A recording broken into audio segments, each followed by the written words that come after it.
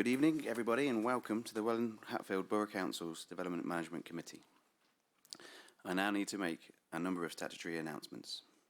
Those present at this meeting should be aware that by law it can be recorded by anyone attending. Therefore, the meeting can be filmed, audio recorded, photographed, or reported electronically by the use of social media. Anyone recording must cease as soon as the meeting is declared closed. To confirm, this council meeting is being live streamed. Therefore, anyone present should be aware that they are being recorded and broadcast live via the internet. Please remember to use your microphones while speaking in order for everyone in the room and anyone watching the webcast can hear you clearly. Please turn the microphone towards you when you speak. Agenda item 1, apologies and substitutions. There are no apologies or substitutions. Agenda item 2, minutes. Can the members please confirm as a correct record the minutes of meeting held on the 11th September 2025?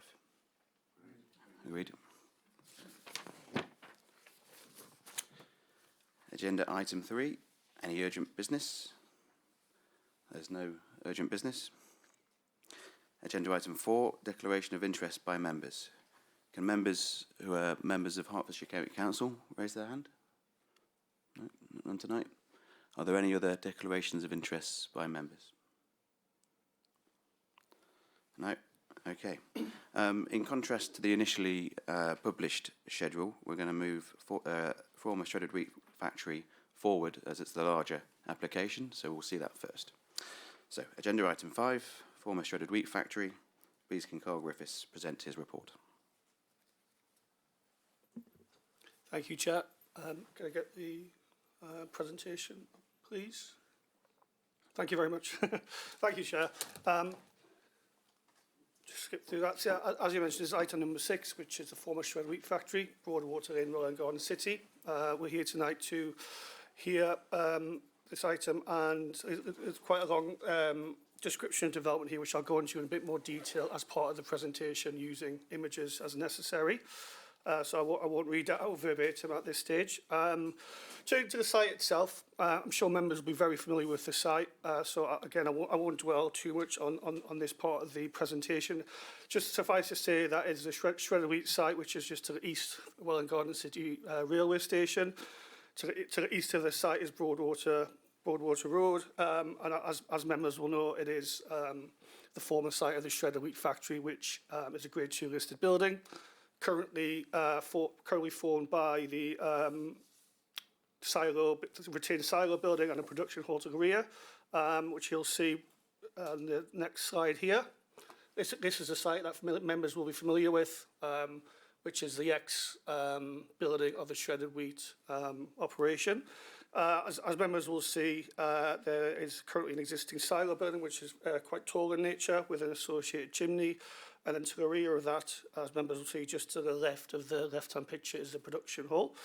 And then just some more pictures of the periphery of the site on Broadwater Road and Bridge Road to the right as well.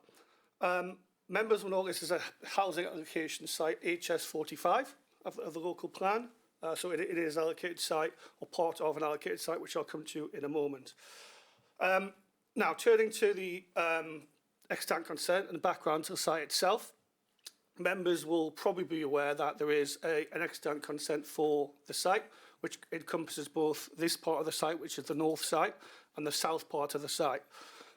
So by way of background, there was, in 2019, planning permission was granted for a mixed-use development, which included 1,340 residential dwellings across the 2 homes. And that was a joint venture with Metropolitan Thames Valley owning the southern part of the site.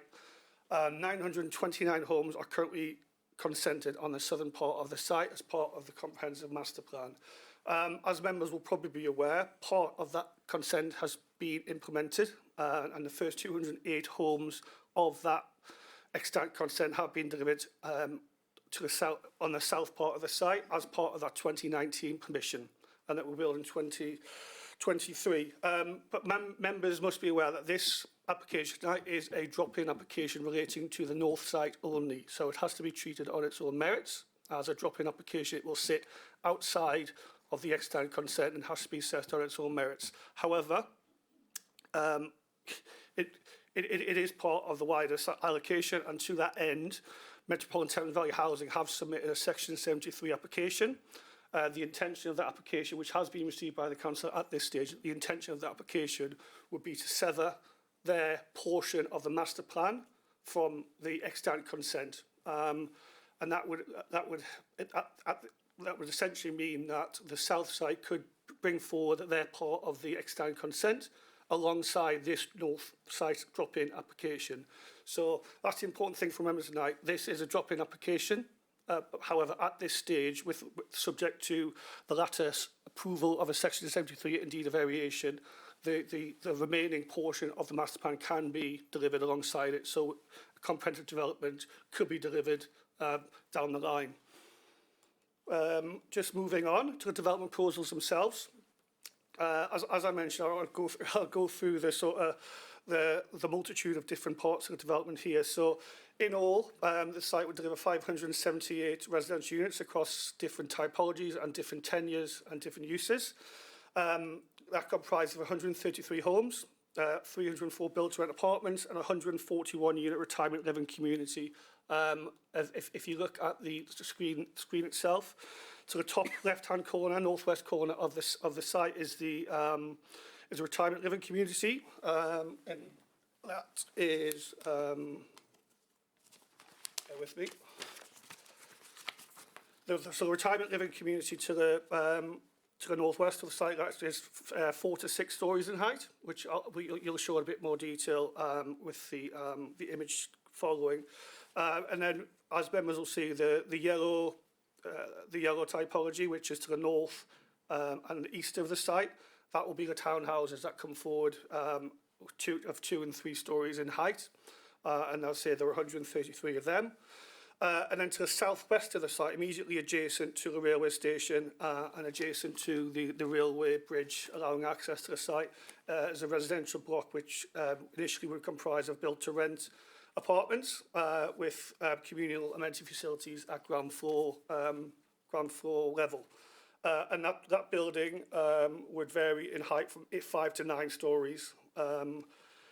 And then moving across the site, so adjacent to that build-to-rent block is, as I say, is a 180-room APARTHOTEL, and that's to the very south of the site, adjacent to the red line boundary of the site there. And that would include an ancillary public cafe. And as in relation to the listed shredded wheat building itself, that grade 2 listed building would be the silo complex would be retained, and that would include a rooftop restaurant, a bar, a co-working space, and a rock climbing facility within the body of the silos, which I'll go into in a bit more detail in a few more slides. Moving on to more aspects of development, would be 340 square metres of retail space. That's across 2 buildings to the southwest of the site, within a building integrated into the footbridge. So the existing footbridge to the site would be shortened, and within the shortened structure would be a cycle hub and a smaller retail unit, and then a further retail unit within one of the single story buildings of the silo complex as well. And within the bridge structure as well would be a new cycle hub, which I'll come on to in a later slide as well. And across the site will be 388 car parking spaces, including 133 spaces for townhouses, 92 spaces for the build-to-rent scheme, 47 visitor spaces, 76 spaces for retirement block, 27 on-street commercial spaces, and 13 car club spaces. Again, I'll come on to car park on a later slide and how that sits with the context of the site and the planning policy. Housing mix-wise, so we have 67 studio dwellings, 224 bedsit or 1-bedroom dwellings, but they will be predominantly comprised of the specialist units within the build-to-rent block and the retirement living. There'll be 203 2-bedroom dwellings, 64 3-bedroom dwellings, and 20 4-bedroom dwellings. So in all, you're looking at nearly 50%, over 50% of the site will provide 2, 3, or 4-bedroom dwellings, which is a good level of provision in terms of family housing, particularly for this part of the city, and particularly in terms of the borough's housing needs. Moving on, this is just the illustrative view, which I was talking about earlier, which is probably the best view to give you an idea of the totality of the site and what is being provided and the scale of the development itself. So, as I mentioned, it's just the northwest corner of the site, that's the extra care living. To the south of that is a build-to-rent block. So, as members will see, these are the taller buildings of the site with rising to a maximum of 9 stories. In terms of urban design, clearly these are being located to the west of the site, where it is a more town centre location. It's adjacent to the railway infrastructure. And then, as you'll see, to the more east and north of the site, the applicant has incorporated townhouses, which are 2 and 3 stories in height, which help to transition from the town centre typologies to the west to the more suburban typologies to the east and north of the site. So officers are of the view that is a very successful urban design piece when taken as a whole. And members will note from the extant consent, there is a reduction in scale and height, particularly to the east and the north of the site, which I say achieves it achieves a better transition in terms of town centre and suburban. As members will see, centrally on this image is the silo building, which is retained, and that is the part of the shredded wheat factory which is retained. The production hall will be removed as part of this development. I'll come on to the implications of that in a later slide, but this does give you a good idea of what is retained as part of the development. And again, I'll go on to the particulars around the silo in a couple of slides' time. As I mentioned, around the arrival pavilion, so as members will know, the existing railway bridge provides that direct access from the railway station. That will be shortened, and a new arrival pavilion building will be incorporated within the site itself. And this is a significant benefit of the scheme. It will include lift access, which is not there presently. It will include a viewing platform, publicly accessible viewing platform, which is shown in grey there. So members of the public will be able to come over the bridge and stand on that platform and appreciate the development itself. Beneath that arrival platform would be a cycle hub, which I'll come on to the numbers around that in a moment. But again, that will significantly improve accessibility of the station and the accessibility of the town centre as well from this part of the town. That's considered a significant benefit of the scheme. This CGI just shows that in a bit more detail, and it shows how well this would work as an arrival experience, both coming into the town centre from the east and for those coming into the development from the west. So this would be a publicly accessible space, high quality landscaping. I say the cycle hub and retail unit underneath the arrival platform would have an active use and really promote use of that part of the development. Moving on to the silo. So if any members who've read the heritage statement would see that the silo building is a very unique building in terms of shape and in terms of form, and it's a grade 2 listed building. So there are limited scope to knock around the building and make significant alterations to facilitate a long-term viable use. What the applicant is proposing here within the silos themselves is a very imaginative long-term viable use for those silos, which is a climbing facility, which would essentially retain the internal silo structures and would have climbing walls on those the internal silo walls, which clearly is a very unique use for the site. I think it would promote public interaction with this heritage asset. In addition to that climbing facility, which again would promote healthy living and promote public interaction with the heritage asset, there would be a publicly accessible sky bar and restaurant, which is in pink on the top image there. And that would have an open veranda to the south, east and north, again, which would have views out over the development and the wider town.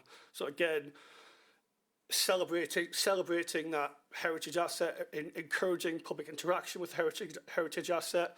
Alongside that, the applicant is committed to a heritage strategy, which would organise public tours of the heritage asset, informational plaques, which again would retain the historic interest and promote public knowledge and appreciation of the heritage asset. This is just a view here, which again shows what I was just talking about around the unique form of the building itself. So as you'll see on the top, the top floor of the silo building is the Sky Bar, which would incorporate a restaurant and bar, public accessible. To the left of that is a lift access, which would again provide good accessibility to the top of the silo. And then, as I say, the ground floor would have active uses as well, retail and co-working spaces, along with a paddle court on the single-story roof of the single-story building. Sorry. Again, I'll come back onto the heritage assessment part of this on a later slide. But for now, just I'll say hold in your mind the actual use of the silo itself. Moving to the Build to Rent building, this is to the I mentioned this is 5 to 9 stories to the west of the site, immediately adjacent to the railway station. I say this rises in 9 stories. I say it's got this is probably a better building, which appreciates the 3D nature of it. Provides a good level of accommodation, good standard of accommodation. As I mentioned, it's a build to rent block initially, and at ground floor level there are communal facilities and communal amenity areas which would aid the livability and aid the quality of life of residents of this building. It will have an active ground floor, which would sync well and integrate well with the public nature of the space within the development itself. And then immediately to the southeast of the Build to Rent block, this is a hotel, APARTHOTEL, which is 180 beds, which rises into 7 stories, as I just mentioned. Again, this is probably a better image here, which shows how its shape and form draws one into that public space adjacent to the silo because of the layout and the angular nature of its layout. It draws the public into that public space, which again is the focal point of the development. The silo itself, which is the grade 2 listed historic asset, the shape of this hotel celebrates that and draws one into that area. So as you'll see, that public space between the hotel and the silo itself will be a focal point of development with a good landscaping scheme, and ideally it will be a very active part of development. It would be a very active addition to the town itself. And then moving on to retirement living, again you'll see this is 4 to 6 stories. As you'll see, there's quite a lot of balconies provided and external amenity space. And this provides retirement living building, which serves a need for the borough, which again it is a significant benefit of the scheme given our numbers around the delivery of those that particular use. And then the townhouses themselves. Again, I'll flick through that and just dwell on this one.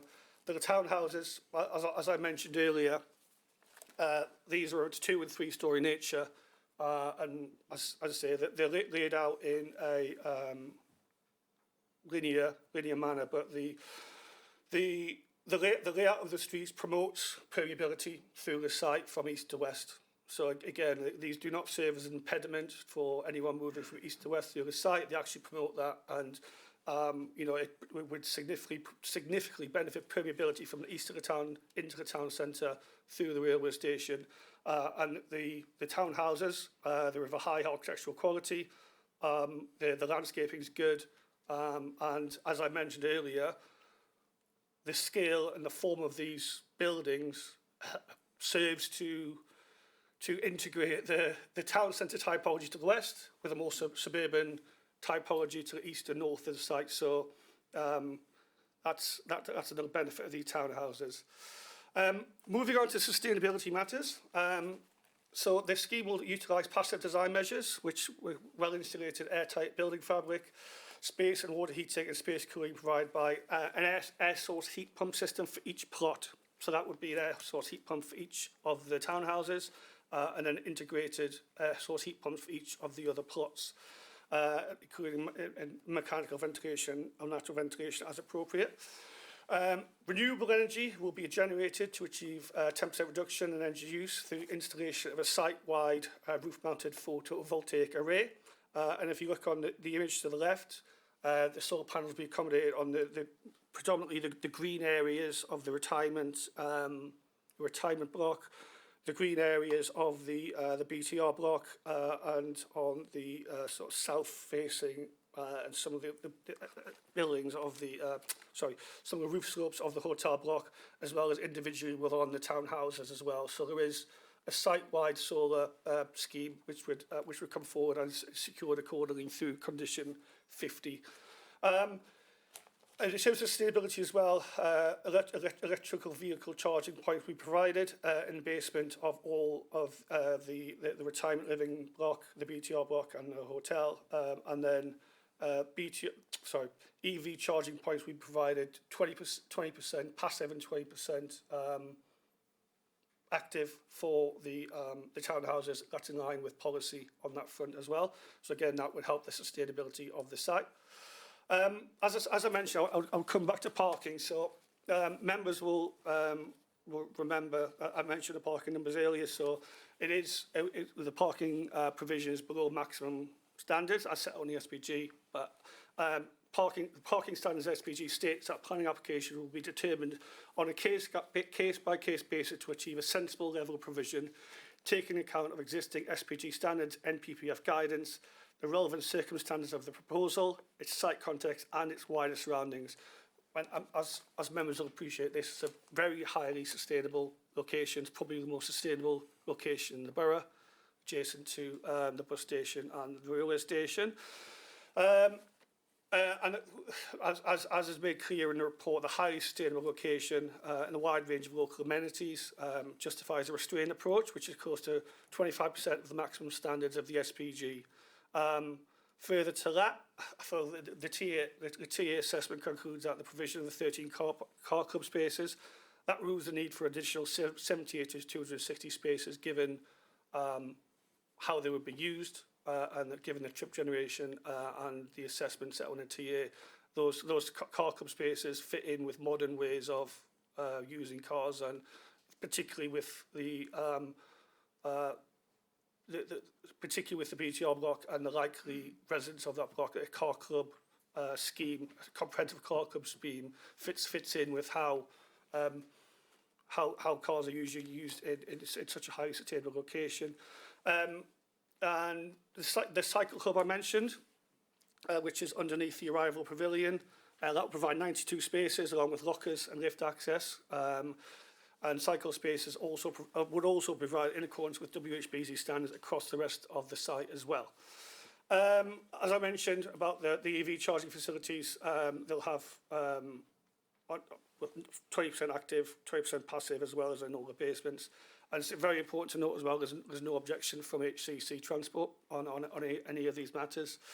Moving on to Section 106 obligations, members will have noted the viability assessment within the application documentation, and that shows that the scheme cannot viably provide any affordable housing on site due to a very substantial deficit. Nevertheless, as members may have noted, there is an early stage review, a late stage review, and a development pause review, which are secured as part of Section 106, and they would essentially reassess the viability at appropriate times to ensure that if circumstances do change, that any of that uplift is captured appropriately and could be provided, could be used to either provide on-site affordable housing or later on down the line a financial contribution as appropriate, but noting there is a very substantial deficit as well. There's a total of 2.9, just under 3 million in terms of Section 106 obligations, which I won't go through in detail, they're set in the report, but This is the maximum that has been shown to be viable through the viability appraisal. And then as well as those which are secured, members should note that in terms of, we'll note there's no contribution for the NHS, but that's because there was a contribution of 621,000 made as part of the external consent, and that was towards the extension and modification of the buildings at Parkway Clinic in Welwyn Garden City, and that payment has been made and received by the NHS. So no further contribution is sought or required through this application. Turning to the planning assessment, I apologise in advance, there's quite a lot of text in this part of the presentation. But as I mentioned, in terms of heritage matters, so because the loss of the production hall has been assessed by our heritage consultants as resulting in substantial harm to the listed building, and that's just by nature of the loss, mainly by the loss of the production hall. So that necessitates assessment in the paragraph 214 of the NPPF. And paragraph 214 states that permission should be refused unless it can be demonstrated that the substantial harm or total loss is necessary to achieve substantial public benefits that outweigh that harm, or where all four of the stated criteria are met. So officers are very familiar with the view that in this case, the first part of that policy test is met, and the substantial public benefits outweigh that harm and are necessary to achieve those the loss of the production hall in particular are necessary to achieve those substantial benefits. And I think it's worth dwelling on as well just how long this listed building has laid in its current state. And here's a scheme which, as I mentioned earlier, the climbing facility is a long-term viable use of a particular unique listed building, which doesn't lend itself to any easy use given its form, given the tall nature of the silos itself. So I think that's something to take in mind when making a balanced decision as well. But just to conclude on this part, so in this part of the assessment, a planning balance exercise is needed in and of itself.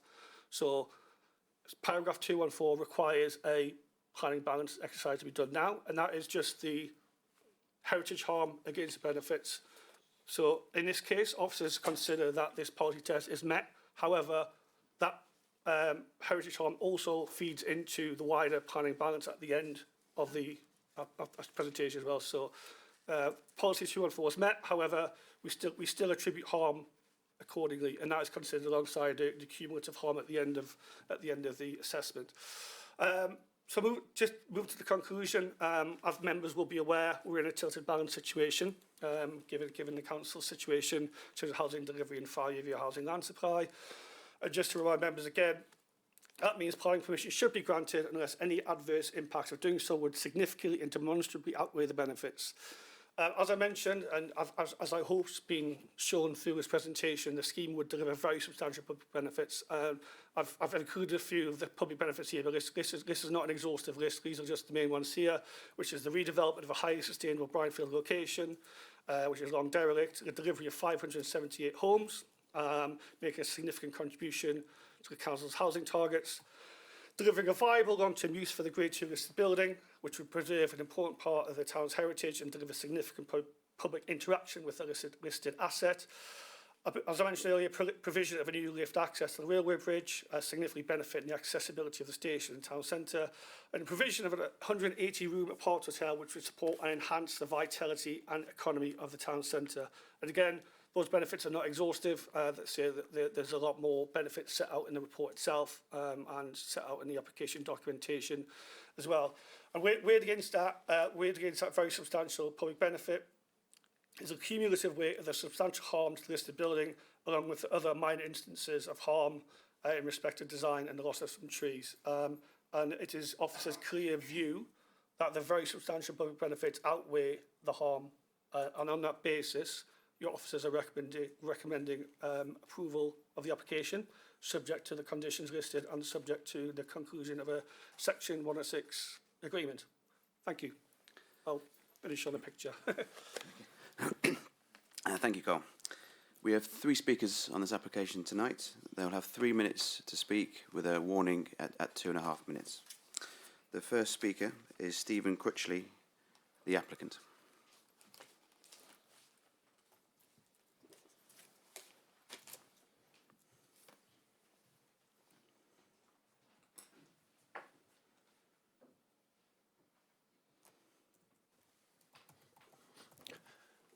Thank you, Chair. Thank you for the opportunity to address the committee this evening. My name is Steve Crutchley, UK Development Director for IJM. We're the owner, applicant, and should committee resolve to grant permission this evening, proposed developer for the site. A little bit about IJM. Formed in 1983, IJM is an award-winning infrastructure and property developer. We have businesses in 9 countries. The company has been listed on the Malaysian Stock Exchange since 1986, employs 8,000 people, and this year alone has brought forward over 2,600 homes to the market for the benefit of occupiers and communities alike. We are experienced in delivery, and our business is about successfully developing, owning and operating major long-term development, exactly as our detailed planning application for the WELWYN sets out.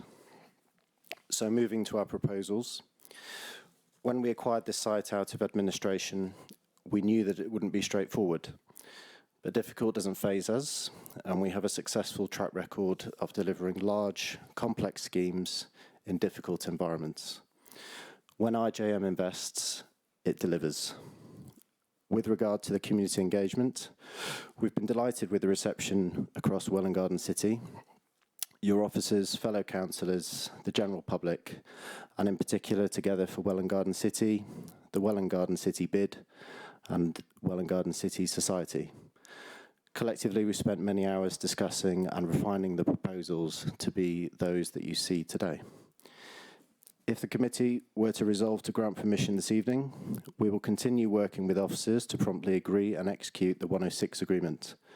We have already procured a contractor who is on site, and we will start straight away. Finally, as a closing remark, on behalf of our whole development team, I would like to make it abundantly clear that we want our sustainable and forward-thinking plans for this site to be a signature development for the town.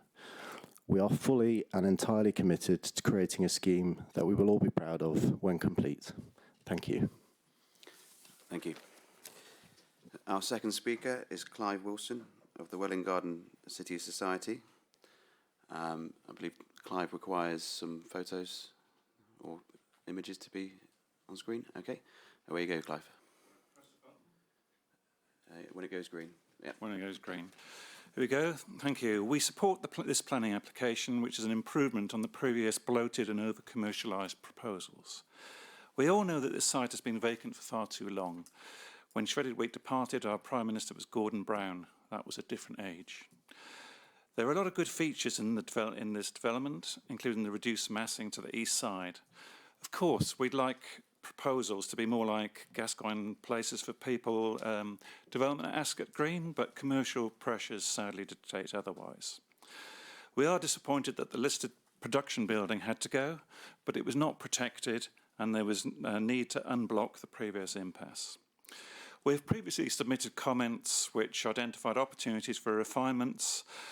These include improved resident engagement. We first met RGM almost exactly 2 years ago. Initial meetings were productive, but they subsequently tailed off. Understandably, they've been very busy recently. The submitted planning application documents, however, are massive and overwhelming, 1.4 gigabytes of files for residents to plough through. There's no summary or signposting. No wonder that there are only 9 comments submitted out of a total of almost 60,000 Garden City residents. 2, improvements to the western facade facing the railway line and the Howard Centre. This will be the public face and the legacy view of the development seen by millions of passing rail passengers. The before and after images are shown here. The proposals for this important facade to us are drab and inspiring. Worse still, the iconic listed silos are now obscured from view. The important sense of local identity that differentiates Welwyn Garden City from just another commercial development is sadly being lost. The best thing that can be said for this facade proposal is that it offers considerable opportunity for future improvement. Hopefully commercial pressures will dictate that this will change and are more attractive to potential purchasers and visitors. In the interim, it is suggested that a bank of trees be planted to obscure the western facade from the railway. Alternatively, a planting structure could be established under Section 106, financed for a community solution, e.g. with the very successful all boarders who kindly maintain the station plants.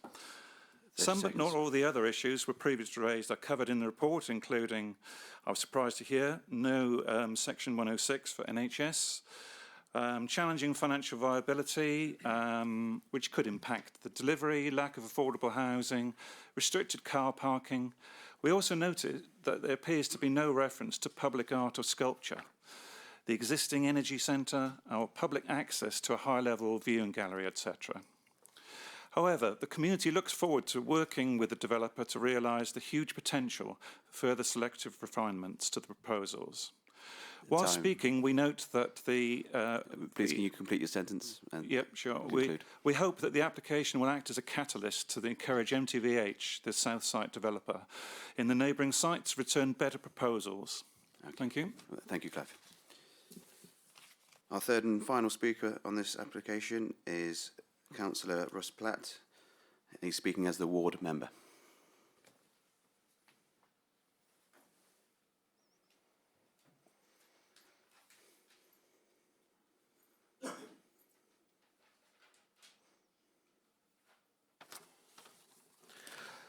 Thank you, thank you, Chair, and good evening all.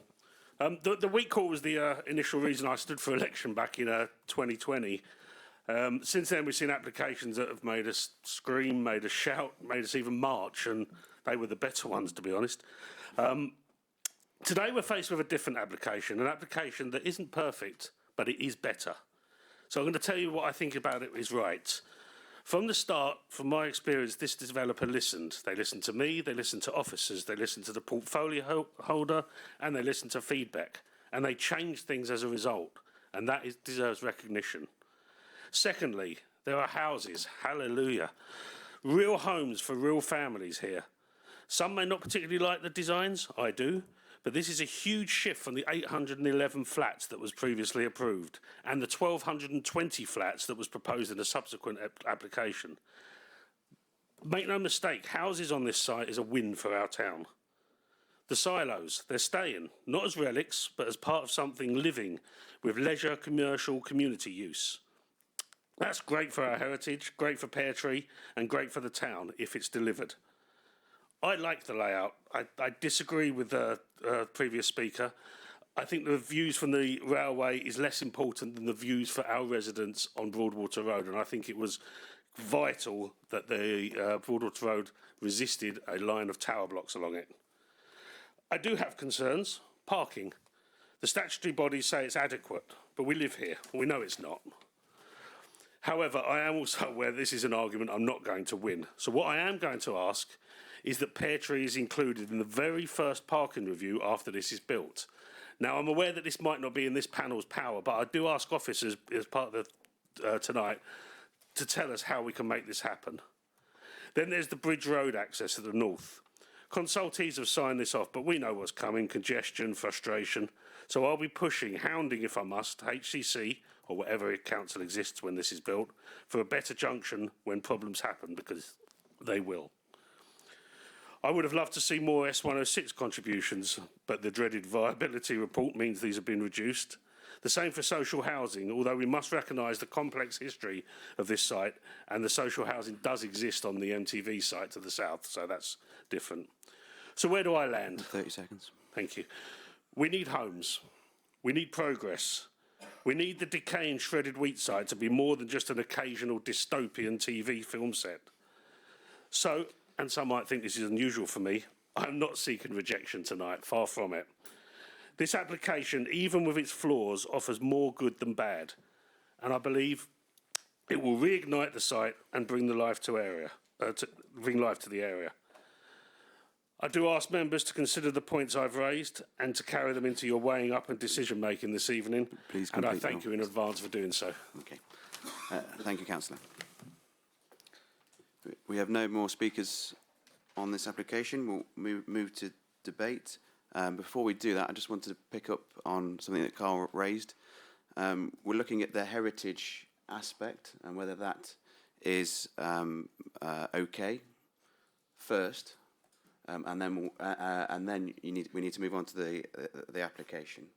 There will only be one vote on officers' recommendations. So by voting positively, you are saying the heritage is okay.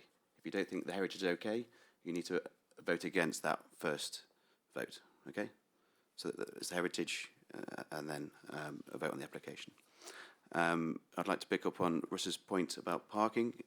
Is there anything officers can do regarding that? Through you, Chair, yeah, I'm happy to take that one. We're just in the process with the relevant portfolio holder of agreeing the 26-28 programme. So looking at when potentially this development might come forward and be occupied, so we could fully assess the impacts then. It would be for the 29 programme going forward. There's opportunity for it to come forward in that, and the Section 106, if it was approved, does agree some contributions towards funding the review. Not any works that are required by it, but the review of it, certainly. So is there goodwill within the council to prompt action? Yeah. And can that be minuted, please? Yeah. Thank you. Okay, so open up debate. Questions, please.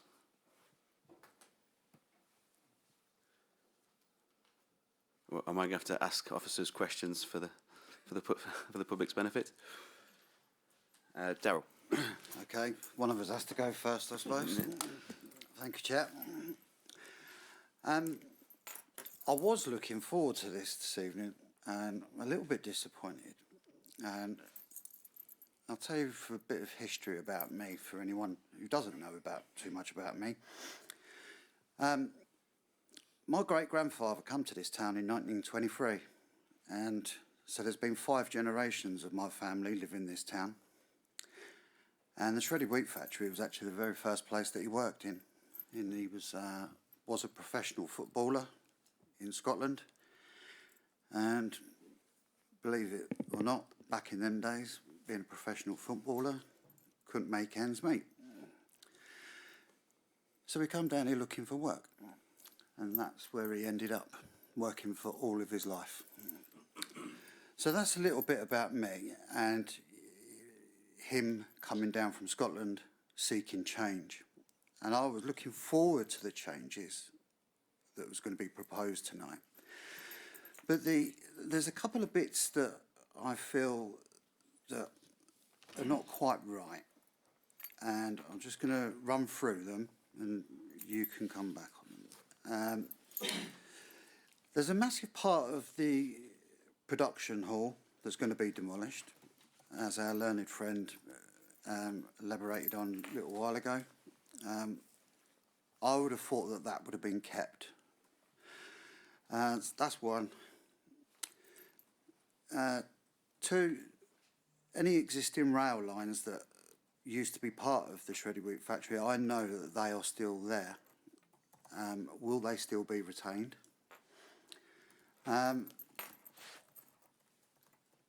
You mentioned about in the Section 106 there was previously a sum of money that was utilised for Parkway health schemes, is that correct?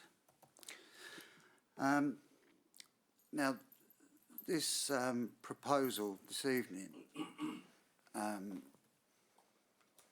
where is all the extra people going to go for their GP appointments? So I disagree with the Section 214. I don't think that the heritage is being met. And the other thing that's a little bit I'm not in favour of is no affordable home allowance. Sure. Okay. The production hall not being retained. Yeah, so the production hall is not being retained. It's been demolished as part of this application, but as is set out clearly in the heritage statement, there are major logistical and physical reasons why that production hall cannot be retained, and a lot of it comes back to viability.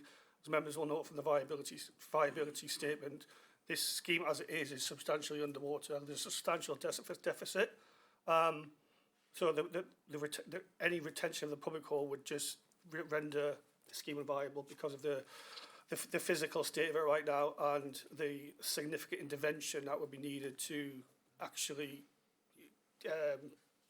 convert it into anything, and its layout and its physical state prevents any viable conversion into a modern state of living or anything which could be a viable use for it. So there are significant constraints as to why that production hall couldn't be retained, and as I say, the retention of the silos was considered to be the important aspect of the listed building. But as I've set out, the loss of a production hall has been weighed up in the plan and balance exercise, has been attributed the appropriate level of harm, but it is officers' view that the very substantial benefits outweigh that harm. And existing rail lines? I don't believe that the existing rail lines are being retained as part of the landscaping scheme. I think the landscaping scheme needs to work as a modern public space, and retention of existing rail lines would prevent that, and would harm the usability and function of the public spaces. So that's why the existing rail lines aren't being retained. And then on the point of the GPs, as I mentioned in the presentation, there's no contribution sought because over £600,000 was secured as part of the extant consent, and that was based on the master plan consent and the number of units coming forward then. That has been paid, and it was paid towards Parkway. Yeah. Parkway Clinic, sorry. So that money has been received by the NHS, so it's essentially the impact has already been mitigated. So any impact has already been mitigated. The NHS has got the money there to mitigate any impact from this development. And I think, yeah, just on your concluding remarks around paragraph 214, it's officers' view that there are very substantial public benefits which we think we set out, and it's your officers' view that they do outweigh the harm in this instance. Yeah, but personally, I'm very happy to see a future has been secured for the iconic silos. I think that's the heritage of Welwyn Garden City, and I'm very happy to see that in this application. Kathy, please. Thank you, Chair. So back to the controversy over the demolition of the production hall. It's been 17 years since the shredded wheat factory closed, and I think if there's yet more delay, I think the production hall will have fallen down, and possibly, alongside the silos themselves. So I'm not particularly bothered about that. I was disappointed about the lack of affordable housing, though I do understand they wouldn't be viable. But isn't a 180-room hotel viable? I know Welwyn Garden City is a lovely place, but I can't see, scores of people flocking to it. So, we haven't even got something like Hatfield House. So, I'd be interested in any comments people have about that. That was all. Thank you. Would you like to comment to the viability of the hotel? As I say, as the speaker mentioned, IGM are about delivery, and they've got a scheme here which they want a detailed consent for, and obviously I can't speak for the applicant, but I'm fairly certain they did some market testing before they put together the details of this application, and I'm fairly certain that they are very confident that there is a market for a hotel in this location. Otherwise, they wouldn't be investing all this money in the development. And affordable housing, there's no affordable housing allocation. Can you speak to that, please? Yeah, in terms of the affordable homes, as I think is set out clearly in the report, there's a very substantial deficit. But the important thing for members to remember is that there are review mechanisms. So if financial circumstances do improve, or there are changes in circumstances around the viability, then there are opportunities for the council to recoup some of that uplift. So that's the sort of the protection measure that the council have in place to offset the lack of upfront affordable housing delivery. What assurance can you give that the viability is accurate, is done to standard? Yeah, so I say the affordable housing has been, the financial viability assessment has been assessed by our independent advisors, Aspinall Verdi, and they were happy, largely happy with the viability position, and it is an agreed position by both the council's advisors and the developers' advisors as well. Yeah. Zaid? Thank you, Chair. Yeah, just to add to what Carl said in terms of the viability, obviously the the idea of having later stage viability reviews is that the more things are known, so the methodology is set and agreed, but there'll be absolute values known of sales values when they're sold, the build costs, and that can be validated and checked against that. But it is really giving the development the best chance of success in accepting what they say now and then reviewing it when the facts are absolute. Thank you. Matthew, please. Thank you, Chair. Speaking to heritage, I am first generation, so I can't speak in the same way that Darryl could, but I am a history teacher, so I feel like I can speak to heritage to some extent. I come from the north, where there's a lot of derelict buildings that have been repurposed and modernised, so while it's a shame to see the production hall go, that does need to progress, and the plans for the silos do look like they'll restore life to it, and potentially with some plaques and signs still really celebrate that history. I did see the images of what it's proposed to look like from the train station, and I noticed the point the speaker made about potentially putting trees in to obstruct that view. Would that be something that we as a council could look at doing? And then my other question would be to parking. I'm trying to get my head around the 13 car club spaces, removing the need for an additional 78 to 260 parking spaces. I understand that Hertfordshire County Council hasn't objected, so I'm inclined to trust their judgment, but I'm trying to get my head around that, and hopefully the parking review should help. Yeah, Carl, can you speak to the trees? If members felt very strongly, could that be conditioned? There are landscaping conditions which require a landscaping scheme. At the minute, there's no significant tree planting or tree screening proposed down that elevation. Officers would be of the view, I don't think it would have a significant impact on screening that elevation, but if members felt strongly, we could minute it and request as part of the landscaping strategy, but officers are of the view that officers do not consider it successfully address those concerns given the location and its aspect. The scale of the buildings is too tall. Yeah. Zaid, would you like to? Yeah, well, Chair was going to talk about the car clubs, is that okay? Sure. Yeah. Just in terms of the ratios, I suppose, that you refer to, and it does seem quite an extreme difference. I think the point that a lot of the Highways Authority comments and them accepting it would be that you reduce by having access to a car club potentially as a second car, you remove a number of other cars that come off that, so that it's not an absolute ratio that it will replace so many, but it does. Having access to 13 car clubs is quite substantial for a local area, and they will be accessible to local existing residents as well. It won't be excluded to only the development. So in that way, they are a wider benefit that can hopefully address some of the transport concerns. One more point as well. Yes, Carl. Yeah. Sorry, something I probably should have mentioned as part of the car club as well. I think within the transport assessment, and which will be secured, the developer has committed to making sure that the car club is free for residents for 3 years from the point of first occupation. So that will promote use and encourage use of those car clubs. So the developer has committed to that, and that will be secured. Very good. Yeah, that sounds good. Any follow-up? Oh, that's okay. Understood. Okay, Tony. Tony Scotto, please. Yeah. Oh, it's on. I beg your pardon. First of all, Chairman, if I may, I'd like to offer our thanks to the planning team that have tackled this monstrous proposition and seem to have done, on the whole, a fairly admirable job on it. So thank you from, I think, all of us. It's done the town good to have it in progress. On the question of the shredded wheat productions hall, I've admired that building ever since I got to this town. It was a brilliant design by a brilliant designer, and I shall miss it hugely.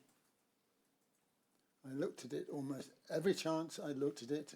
Every time I was going past it, I wanted to look at it. It was really special. So I would hope, A, that there would be a lot of information collected together and built into the heritage output from this unit, from this development, because retaining that element is entirely critical. The trouble with heritage is that it all starts off very excited and very exciting, and everybody gets all uptight about it. And then a few years down the road, half of them have forgotten all about it. And I'm talking about the people who are running it, not so much the people who are looking at it. So I think it's absolutely critical. We have a very large development of heritage information on that side. It's sad to see the production building go, but I feel able to let it go rather than lose some very, very important and badly needed houses. The sudden arrival of houses on that site had me almost shrieking with glee because it was an appalling place before.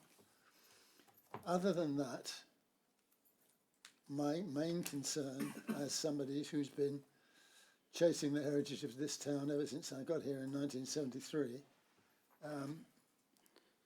I think this is a good effort, and as long as we keep a careful eye on it as it goes along, and none of us are shy about saying what we think, I think this could be a really successful and admirable benefit to the town.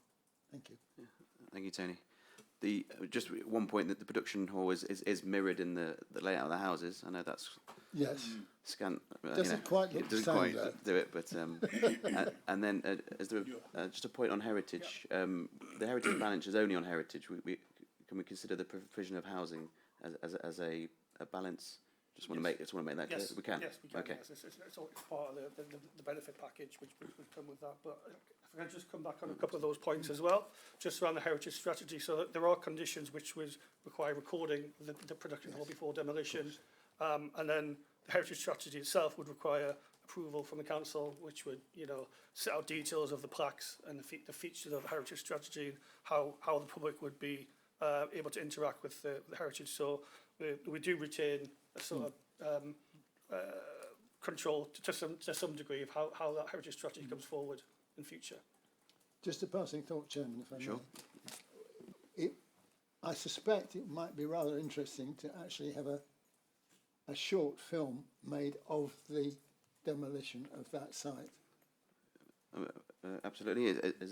How much detail can we go into? I'm looking at the applicant and they're nodding. So if we want to get that minuted, we can ensure that something like that is done. Good, thank you. Okay, that's minuted. Yep. Okay, Barbara. Thank you very much. I'm probably one of only a few people. I was very fortunate the first time I was mayor to have a tour of the factory floor and the silos before they fell into disrepair. It's sad to drive past there or walk past there looking at the state they're in now. So yes, I support this proposal. I just have one query. Is there a demand for bed sits? But otherwise, just sure. one. Thank you, Barbara. Thank you. Can you speak to the demand for studios? Yes. Again, the applicants did market testing, and I think the dwelling mix include. I think the bed sits are incorporated within the BTR block, or is it the hotel?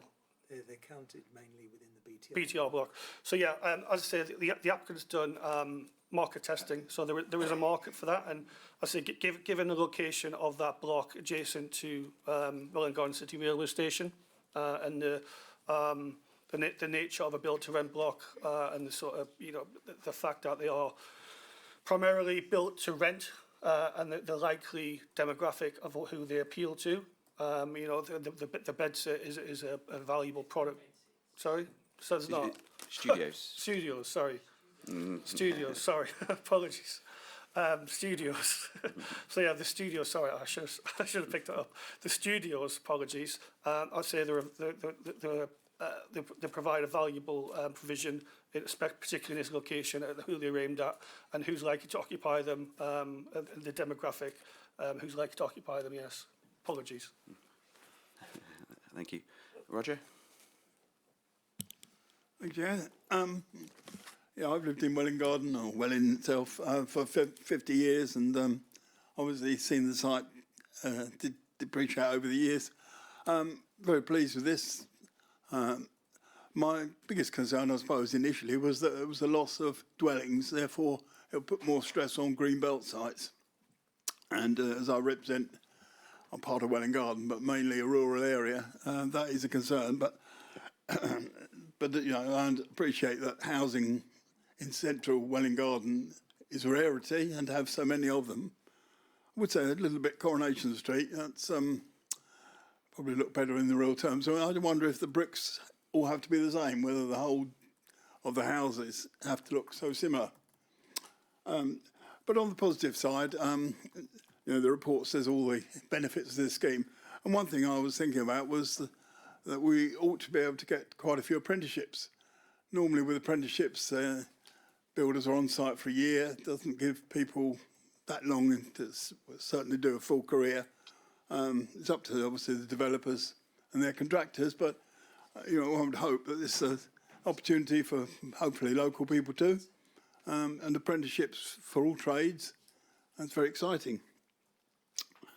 I think that was the only other thing I had to say was that the buildings outside the houses were intended to be for the storage are going to be in timber. Well, as you all know, timber does rot after a while. Not sure if it's better to have them made of brick or a more sustainable material, but we often see these sort of things hanging off their hinges, getting graffitied, getting damaged. Obviously, there's got to be storage at the front, and bearing in mind our local authority may not be running the refuse demands, that we may be involved in a much larger authority. There's a possibility. I think North Herts have one extra bin already to what we do. That was just my thought. The bin stores do worry me a little bit, but obviously, overall, brilliant scheme. Thanks. Thank you, Roger. We're falling short of the unit target on the site.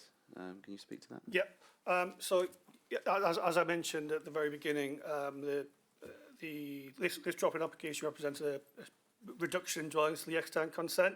However, as members will note, there's been the applicant has responded to local need, responded to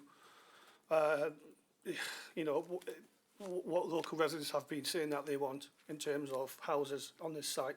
So the applicant has taken on board that and has made a reduction in overall unit numbers, which is to be commended. They're providing homes which are well needed, and there's as I mentioned, from an urban design piece as well, it provides a better transition between the town centre typologies and the suburban typologies to the east and north. So I think overall that loss of dwellings has to be balanced against what it is providing and the urban design piece as well.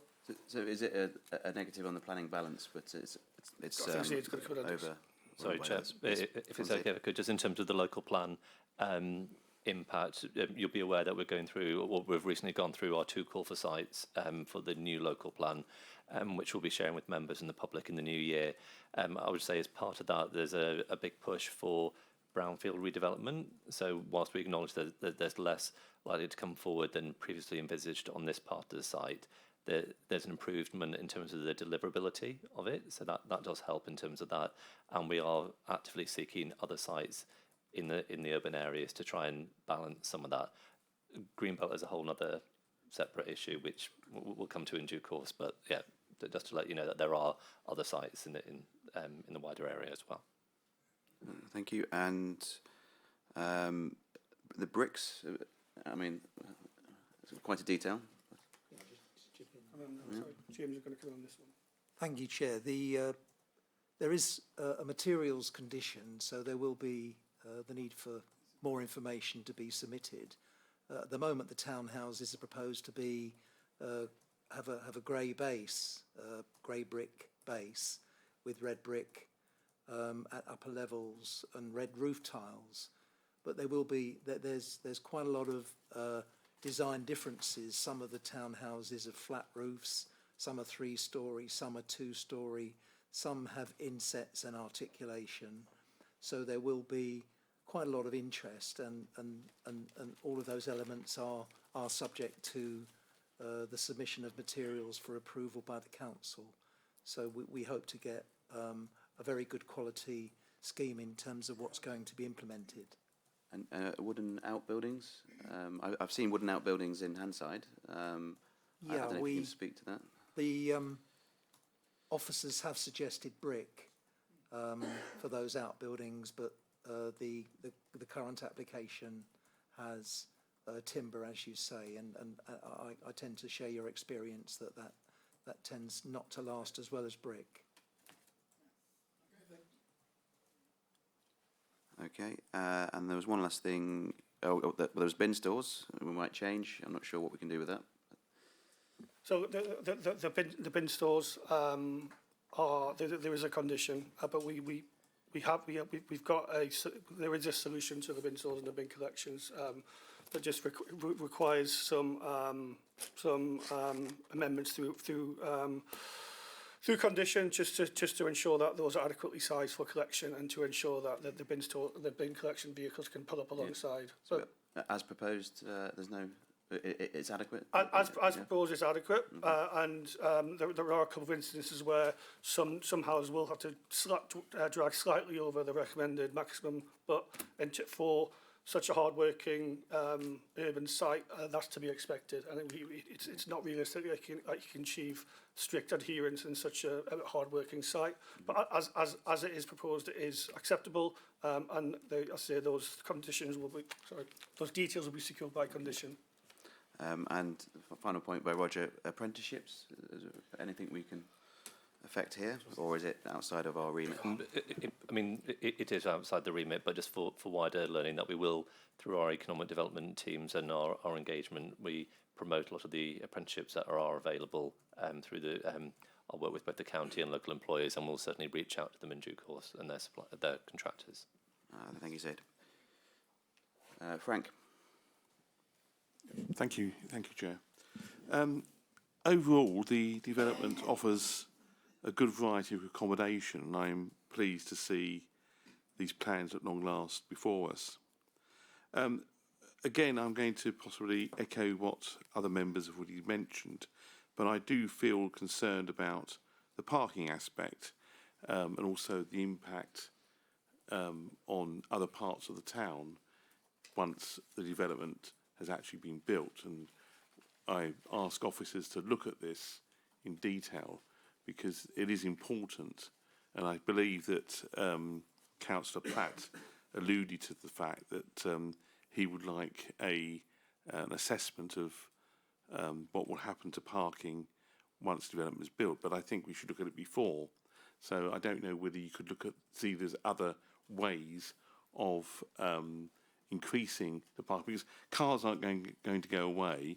I know the station's nearby, but it only relates to people travelling north or south, not across counties. Also, our bus service, I believe, is going to be improved, but we don't know when that's going to happen, and that's not as reliable as we would like it to be. If it was a London situation, if it was a London development, obviously we know that in London transport is very, very frequent, but these are things that we should always look at. The second point I'd like to raise again, I'm very disappointed again, there's no affordable housing and no social housing. I thought the council had a policy that 30%, i.e. 15% social, 50% affordable, should be highlighted to developers, but that's never enforced at the moment. I don't know why that is. And also, but then we have a buy-to-rent block. It's a shame that no allocation of affordable housing or social housing was actually considered in even in the buy-to-rent block. And again, the infrastructure aspect, I think you've answered the fact that the developer has given over £600,000 to the NHS. I don't know what the impact on schools will be or what other aspects. I don't know whether you could actually answer that as possible. Okay. So looking at local parking, over and above looking at after the development and seeing the impacts, is there anything you could reassure the councillor? So I think for what's being proposed, they've tried to design in as much parking as possible that's suitable for the need. It has been assessed in terms of the Highways Authority and the park and us in terms of our parking policies. It is acceptable to us as officers and to the Highways Authority for the amount that they've done. They've actively tried to put in more sustainable travel measures to address the issues that you highlight about, particularly east-west travel and wider connectivity, through having more cycling facilities and through having car clubs and things like that. I don't think at this stage we could ask for anything more than that's currently being proposed. But as we said before, if there are unintended consequences or further parking issues that may transpire, there is the contribution and the potential for us to introduce it into in our works programme to introduce a CPZ and control it further and review that if that's needed at the time. It's always hard to know how people will actively, genuinely use the facilities. The design, I'll just touch on the second point if I could, Chair, sure. Or it might be the third point. So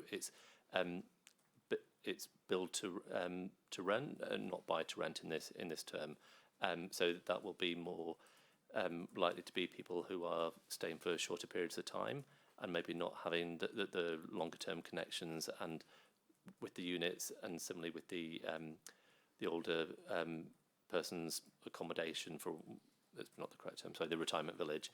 There's adequate parking for those types of uses. So it is deemed to be acceptable for that. The final bit, if I could just touch on as well, sure. The affordable housing that was mentioned as well. You're correct about the affordable housing policy. It is subject to a viability review. It's a policy, not an absolute requirement. Through the viability assessment and test, they have found that it's not viable to secure that in this stage. So it's not about not enforcing it. At this stage, they said it's not viable, but we will review it at 3 different trigger points throughout the development. Okay. Thank you. Yeah. So if there are excess profits from this development, that will be captured by reviews. Currently, the financial viability assessment is showing a big deficit. Yeah.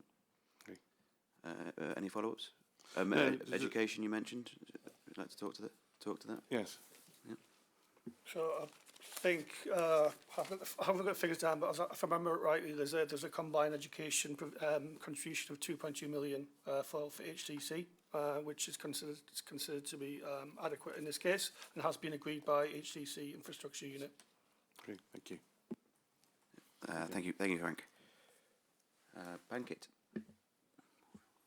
Thank you, Chair. I think most of the questions has been answered, but I think I'll just say probably on this one, definitely with the officer's recommendation, I think they have done an incredible job on this specific site, and obviously I was quite impressed with listening to one of the speakers, in which I think he mentioned the applicant. I think he was worked quite closely with all the officers, with the councillors and with the community, and I think everyone was almost quite happy in terms of having this development. And obviously for me there are 578 houses which comprises of many houses, a couple of hundred houses, built into rent flats and retirement homes and hotels and things. The only concern I have, obviously earlier I was having with the parking, but I think this is the most sustainable location, so I don't think so parking is a big concern. But the second thing was the production building, but obviously we just discussed about the production building. But the third one I have is, as Frank just said, about the social and affordable housing. Now, obviously, I just heard the viability. Obviously, it's not viable, and there is a review. They have reviewed the viability statement. But is there any way possible that we can put something to be reviewed again in next 2 years, 3 years, to see if it is possible, if it's viable again, and maybe at that time, obviously, this is going to take 3 to 4 years for all the houses to be built in total. So maybe after a few years, if we can review that policy again to see if we can provide maybe 30%, as whatever the policy says in terms of affordable and social housing. Yeah, Carl, can you restate the reviews? I'll go through the 3 potential review mechanisms. So the early stage review mechanism, that will be agreed at an early stage of development. It will be linked to a stage of development. The early stage of that review provides some scope that if financial circumstances dramatically change in that time, then the early stage means that any uplift could be delivered on site as additional affordable housing. The development pause review mechanism, that would only come into play if the development is paused for any substantial period of time, with that period of time to be agreed with the applicant.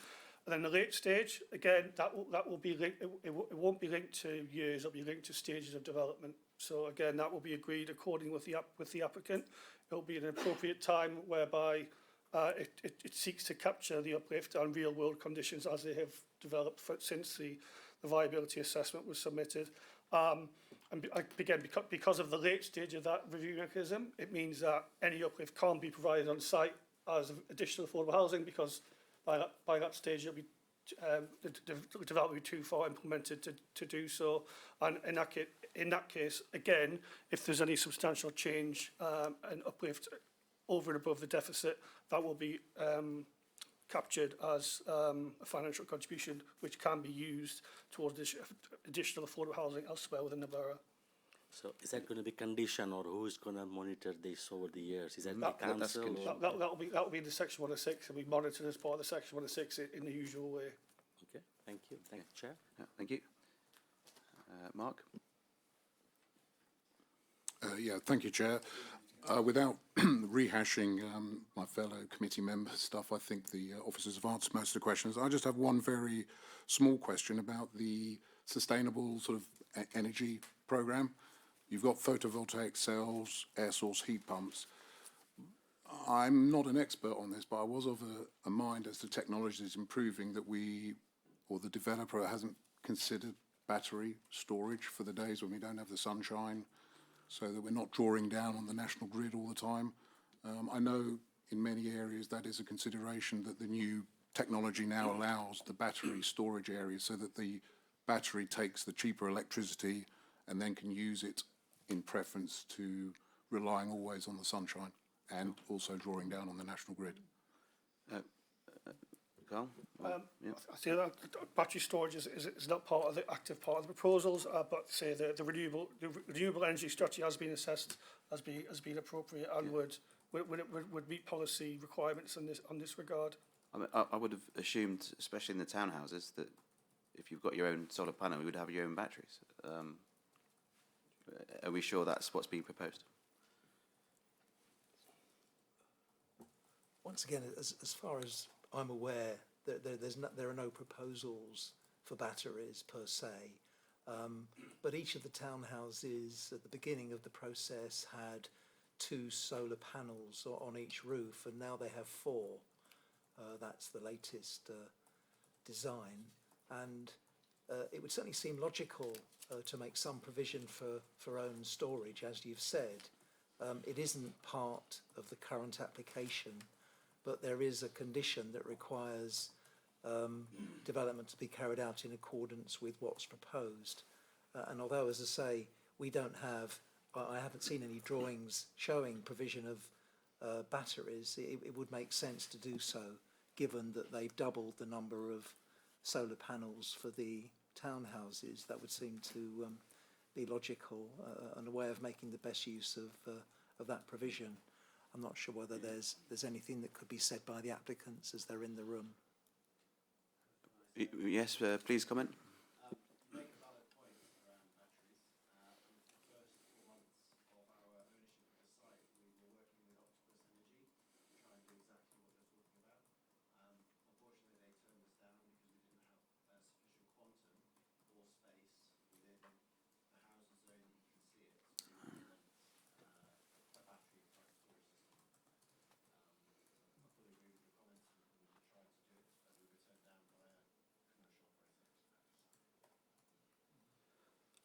So you're saying in the townhouses that there's not enough space to hold batteries?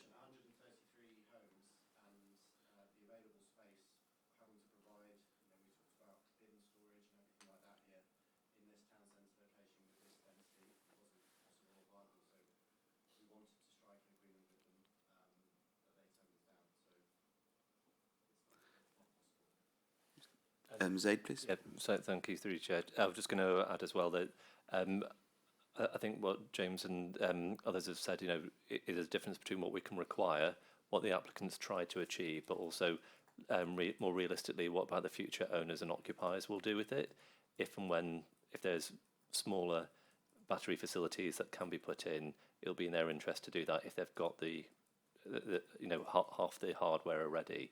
If they can make it work, they will be the beneficiaries of it. So I think particularly for the townhouses, having the solar panel infrastructure there is the key bit at this stage. If I could chip in, I'm not sure the batteries that Stephen was talking about, but from work on solar farms in the past, the batteries that we're talking about are not something you'd have in your car. They're the size of garages, if not more. They're a story, 2 stories, very large facilities, and they can be quite a substantial part of a solar farm, so that at a time when the energy isn't required on the grid, it can be stored on site. And I think that's probably what Stephen was talking about. So we've got a high density development where the applicants have tried to make the best use of all the available space and to provide a large area for batteries to store energy is a good idea in principle, but it would have required the loss of perhaps public open space or other areas that I think we would probably at this stage attach more weight to. So it's something that's worth exploring, but it isn't always possible, particularly where you're looking for high density. This is a high density development in a town centre site. There's a modest amount of public open space provided to meet the needs of residents because there are other facilities, within Welwyn Garden City. And as a result of that public open space in places, the buildings are perhaps slightly higher than they would otherwise be, but it's an on-balance decision to accept taller buildings, but also to achieve some public open space on the site for the use of future residents. You want to come in? No, Are you okay? Mark, do you have any follow-up? No. I think it's been. It was really an observation. It wasn't going to be that's me going to kill this development.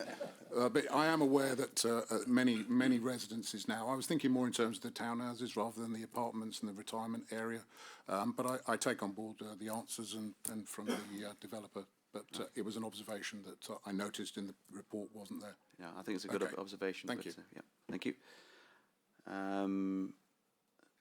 I've got a few questions. I'd like to pick up on a few comments from speakers. The access to the north I don't think you would design it like that. I think that the plot is giving us that access. What's Hertfordshire Highways said about the access?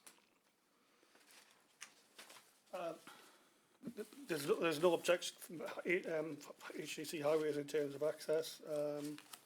Specifically, I think in terms of their comments, there was no specific.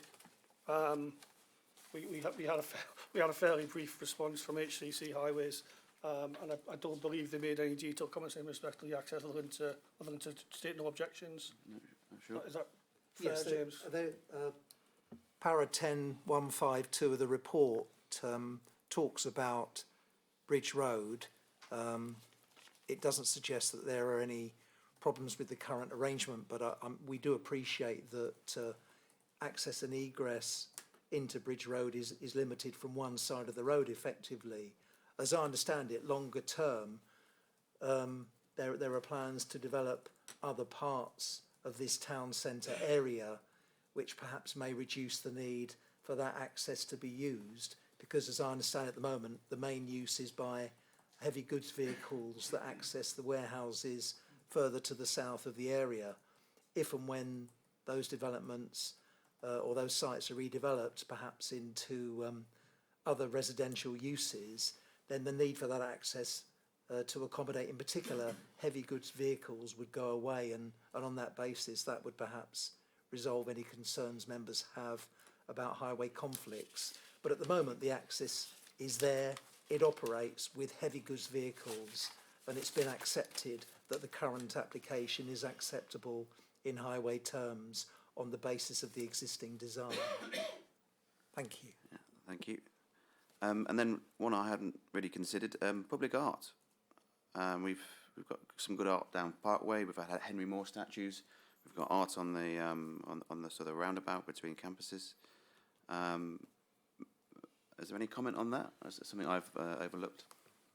I understand there's not a specific condition, but it could either be picked up through a heritage strategy condition, or otherwise we could have a specific condition in and of itself. But either or, we can either incorporate it to a heritage strategy, or we can have a specific condition.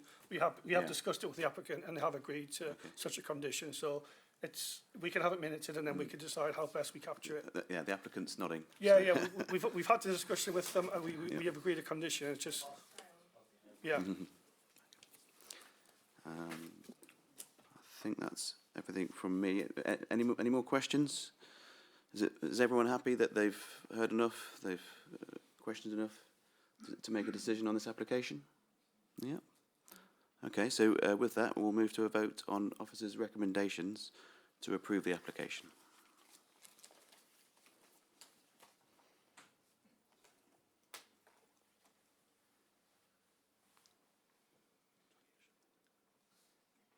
And only I can see the votes at the moment. Do I need to take my thing out? Yeah, if you could. Yeah.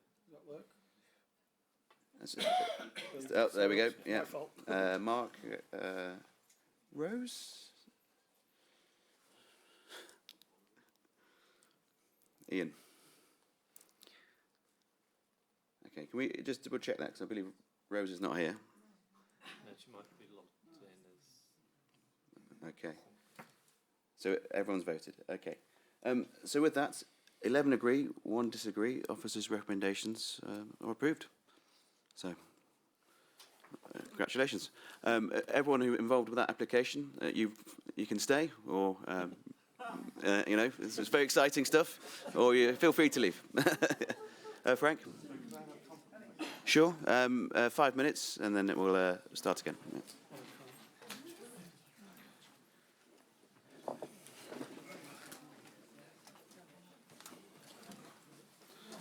Yeah. 2 minutes past. 5 minutes. Agenda item 6, 57 New Road, Digswell. Please can Rayleigh present his report.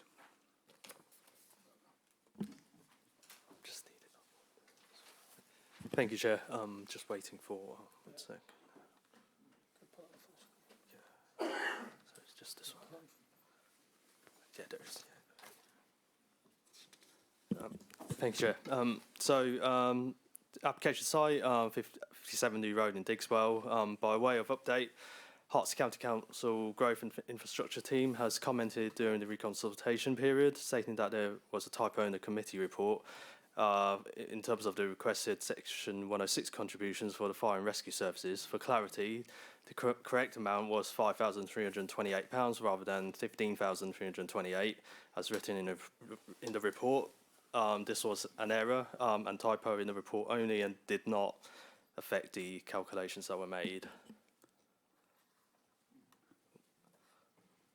So the proposal seeks for the demolition of the existing house and outbuilding and the construction of a new residential apartment building to provide 12 two-bedroom and 3 three-bedroom apartments, along with the construction of access, landscaping, planting, and ancillary development. The application site is approximately 0.45 hectares in size and currently comprises of a single detached dwelling that fronts onto New Road. The site is located in the Digswell settlement area, and the frontage of the site contains TPO protected trees. The following slides contains photos of the existing site. So on the left there's the existing dwelling along with the gardens. On the right hand side photo there's a view towards the existing house along the driveway. You can see sort of the drop in land levels towards the west. Photo on the left shows the lowest part of the site, the garden area, looking back towards the dwelling, the access road here, and photo here on the right is just outside the dwelling, looking towards the front of the site where the TPO trees are and the drop in land levels. These are two photos of one of the access, again towards the gates and a view towards the house from the gates on New Road. So this application is presented to DMC because when Parish Council has raised a major objection to the application had also been called in by Councillor Craig. The concerns raised are detailed in section 4 of the committee report. 14 total representations were received, all which objected to the scheme. The concerns have been summarised in section 8 of the committee report. In terms of the principle of the development, Digswell is served directly by rail services and has good accessibility to the main road network. There are local facilities, albeit limited, all of which are within reasonable walking distance from the application site via footway. The application site is around 2.5 miles from Welwyn City town centre, and approximately 600 metres to Welwyn North Railway Station, and as such is reasonably accessible to services and facilities by transport methods other than a private motor vehicle. No officers' concerns are therefore raised to the principle of residential development at this site. This image here on the slides is an aerial photo of the site showing the implemented flatted schemes. To the right-hand side, 61 and 63 New Road. There has also been approved scheme at 59 for 9 units, and then 55 as well, for 9 units that were heard at committee a couple of months ago and approved. For context, the following slide shows the elevation plans of the approved schemes. This one is 38, approved in 2024 for 9 flats. Number 40 New Road allowed that appeal in 2011 for 4 flats. 55 New Road recently approved that committee for 9 flats. 59 New Road approved in 2024 for 9 flats. 61 New Road approved in 2021 for 9 flats. And then lastly, 63 New Road approved in 2020 for 9 flats again.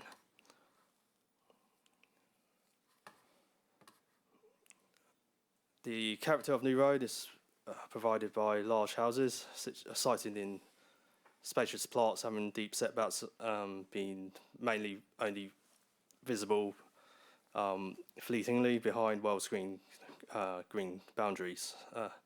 As shown in the previous slides, due to recent approved developments along New Road, which has resulted in a mixed character within the street scene, the scale and form of and massing of buildings varies considerably within the area. With respect to layout, the development would be sited centrally within the plot. They'll be set back from the street by about 22 metres and around 40 metres from the rear boundary. The building would be set in from the east flank boundary by approximately 6 metres and to the west by approximately 17 metres. The proposed building has been designed to have appearance of a large residential dwelling, similar to the profile that had been recently approved along this stretch when viewed from limited public vantage points along Loon Road. Just shown a photo of the front elevation here and from the street scene, and then to the side elevation along where the access road and parking would be. In terms of the scale of the development, the apartment building would exceed the height and footprint of the existing building considerably. However, the tallest part of the building would be set into the ground at the front of the site where there is a significant drop in land levels. Such building would not appear materially taller than adjoining properties. And I'll visit this again at a later slide. This image here shows kind of where the street level would be.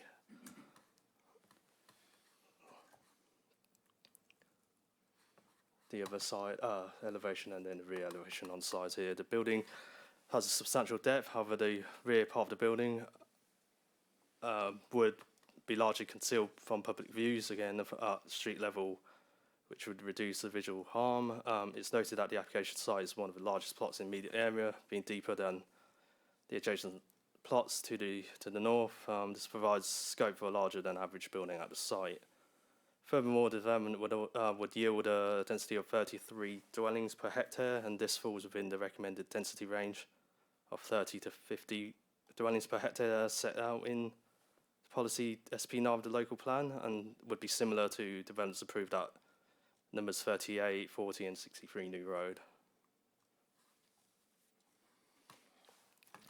That slide on screen shows the proposed floor plans of the development spread over 4 stories, which utilises to drop in land levels at the site to accommodate 2 units at the lower ground floor and also 2 further units within the roof space on the 4th floor.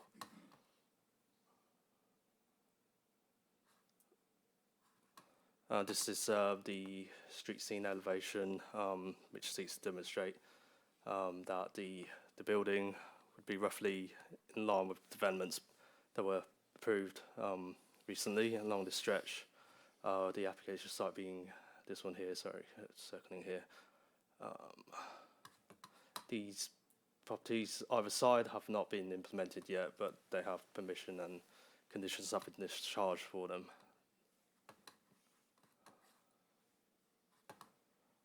Access to the site in this case is to be widened and upgraded at the existing access, utilising the existing access, sorry, to accommodate 2-way traffic. No concerns were raised by the Highways Authority to the visibility surveys either side, the width of the access road, or the manoeuvre space within the site for vehicles to exit in forward gear. In terms of parking, the proposed site plan demonstrates that there's a total of 24 parking spaces being proposed for the development, which is provided alongside the internal access road and the central undercroft parking area, which is just under here. Sorry, it's not shown in this plan. Yeah, that meets the WELWYN Hatfield Borough Council's parking standards for this area. It's also noted that no concerns have been raised by the Highways Authority to the cumulative impact of development in the vicinity of the application site through, on the operation of the local highway network in terms of free flow and capacity through additional vehicle movements. As such, our officers have no highway concerns with the scheme. In terms of landscaping, the proposal would result in the loss of 24 individual trees and the clearance of 6 groups of trees and 2 ornamental domestic hedges, and then 1 partial, of the removal of a further tree group, which is kind of, I'm not sure if you can see it on the screen, where the kind of dashed outline of the red here. So mainly to accommodate the building and the access into the site. The proposed landscaping plans indicate that there will be multiple new trees being planted and a considerable amount of native hedging planting around the site itself. So no concerns have been raised by the council's landscaping team, subject to further details of the species mix and kind of densities, which can be conditioned. Hearts Ecology have been consulted with respect to ecology and biodiversity at the site. They state that the site itself is not of any particular ecological importance. It is noted that the northernmost corner of the site lies immediately adjacent to the Wildings Nature Reserve. Hearts Ecology did acknowledge that the site may be used for badgers for foraging, but it's considered possible, as it's given the presence within the Wildings Nature Reserve, but no evidence have been observed of sets within the site itself. A condition, however, is recommended by officer, for walkover survey to be carried out prior to the works, and also an access gate to be installed for their use at the rear boundary of the site. There's no identified impact to other protected species at the site, and as such, no concerns are raised by officers in this regard. In terms of affordable housing, still on section 106, the application was subject to a viability assessment, which was agreed by the council's financial advisors, Aspel Verdi. The report indicates that even for a 100% private scheme with no affordable housing provision, there would be a deficit of approximately 1.3 million. The scheme would generate equivalent level of profit of 8.78% on GDV, which is significantly below even the lower end of the range of advised in the viability PPG, which is 15 to 20%. So it's therefore demonstrated to the satisfaction of planning officers that the proposal cannot viably deliver any affordable housing as part of the scheme. The applicant has, however, agreed to a viability review mechanism through the 106 agreement to ensure any uplifts in the scheme will be captured and put towards affordable housing in the borough. This approach is supported by officers and the applicant. Sorry, I've mentioned that. So it's noted that although there appears to be some discrepancies in the appendix of the viability report, this is considered insignificant to the overall calculations presented. Any uplifts in the profits will be picked back up in the late stage review mechanism and go back, and it would go back to the affordable housing provision in the borough. Financial contributions are sought also for open space, play space and waste recycling within the site, as they are site specific. And following the adoption of SIL, there would be a total charge of £382,766,000 for the development, which would go towards general infrastructure within the borough. So in terms of planning balance, the disbenefits would be that the proposal does not have full regard to the council's latest evidence of housing need and market demand, as it would deliver more 2 beds and less 3 beds as required by the policy. The policy is not intended to be prescriptive though, and the suitability of the proposed mix should be assessed in the context of the specific site and the surroundings. And given in this case that the site is in a semi-rural location, there would be some conflict with the policy, and limited weight has been attached to this. In terms of benefits, moderate weight has been given to 14 additional Winfield dwellings. Limited weight has been given to the economy in terms of construction and future spending. Moderate weight to the environment through the effective and efficient use of existing residential land, sustainable design and construction. It's considered that benefits of the development would outweigh any negatives when taken as a whole, and as such, it's considered that planning permission should be granted subject to the suggested conditions and Section 106 agreement. Thank you. Thank you, Ray. We have 3 speakers on this application tonight. The first is Tim Waller, agent for the application.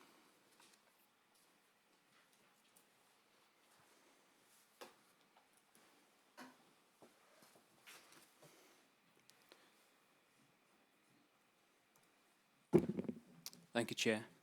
Good evening, everyone. This application proposes new homes on previously developed land within the existing urban area of Digswell, where residential development is acceptable in principle.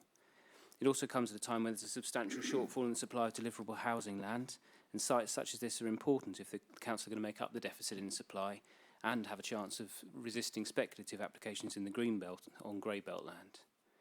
The proposed homes have been designed with great care. They've benefited from extensive discussions with planning officers, both through previous applications and then pre-application discussions, since which the officers have supported the design. As you'll be aware, there have been a number of previous decisions which have allowed apartment buildings on the road, which you've just heard about, both granted by the council and at appeal, including on the adjacent plots. Apartments have been considered suitable on these plots. However, this is the 5th and last plot in the row in which this can happen. It's also the largest. Whether there's a shortfall in the supply of housing, national policy requires efficient use to be made of available land, and it also requires an uplift in density. This would be achieved, but with a sensitive design which would accord with the council's policy on density. As with other developments in the area, the proposed building has been designed to have the appearance of a single large house. The site's notably larger than the others next door, but making efficient use of the land requires a higher number of homes. As the officer report comments, this would still remain a spacious and verdant site. The majority of trees would be retained, particularly at the site's edges, and new tree and hedgerow planting is proposed.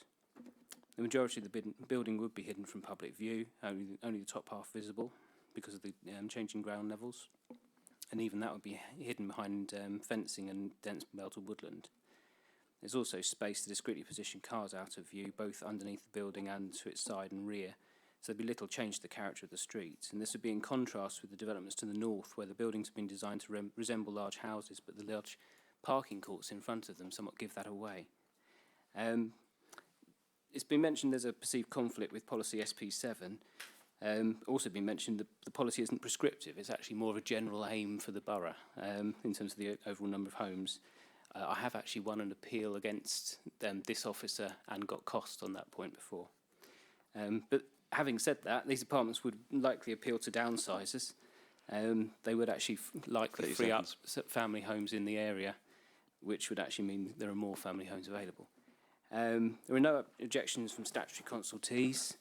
There'd be best part of £400,000 to pay towards SIL. There is another live application relating to this site for 2 apartment blocks. The applicant's happy to withdraw that if this one is approved. So yeah, the policy, it accords with the development plan's policies. It responds to the national policy requirements and the deficit in the supply of housing land. Please complete your The tilted speech. balance applies to this application, which wasn't mentioned in the officer's presentation just now. But time, please. Thank you for your time. Thank you. The second speaker tonight is Roger Addy, Digswell Residents Association, and he's speaking against the application.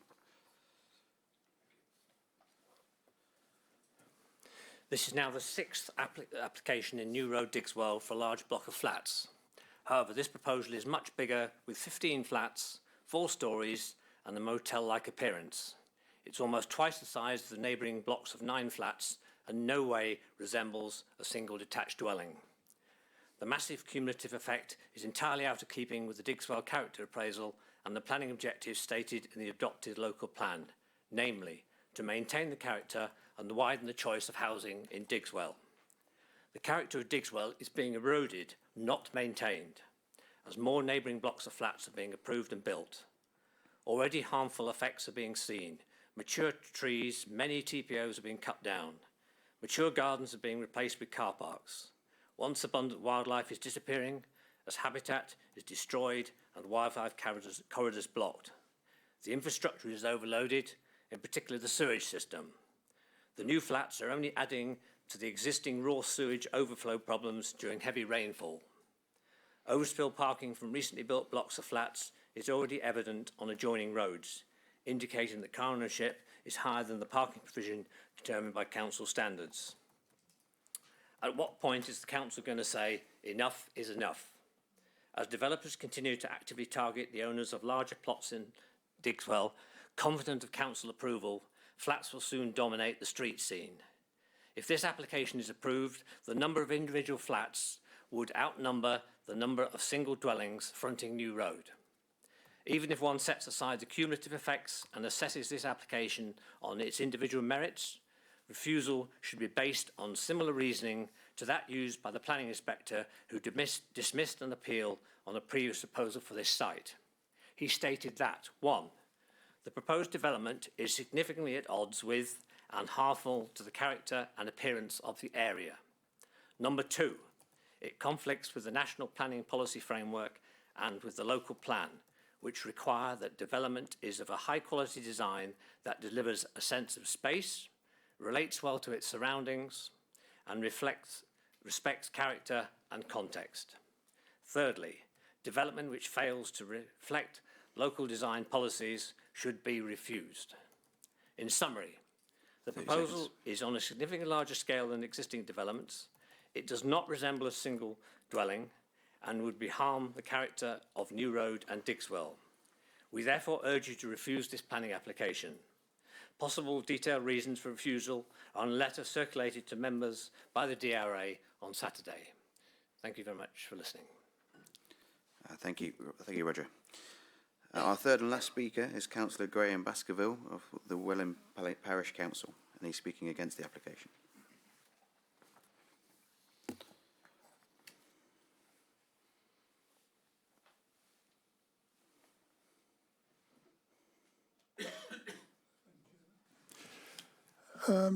Looking at this application does remind one of the several applications that have come onto New Road. However, this one is different in two particular aspects. One is the fact that they're looking at those number of dwellings, 14, and also the car parking facilities are inappropriate for that number of residences. What concerns us is what happens with visitors and people live in this particular block. At the moment, we're looking at 24 spaces. However, under the latest WELWYN Hatfield neighbourhood plan, we would suggest 2.2 cars for 2-bed and 2.75 for 3-bed, give you a total of 35 spaces. We also have to look on New Road, which is a double yellow line, where there is insufficient parking now for the current residents. It has been suggested that maybe there should be a modification of the double yellow lines to enable more parking. However, this particular premise is opposite. Let me have a look.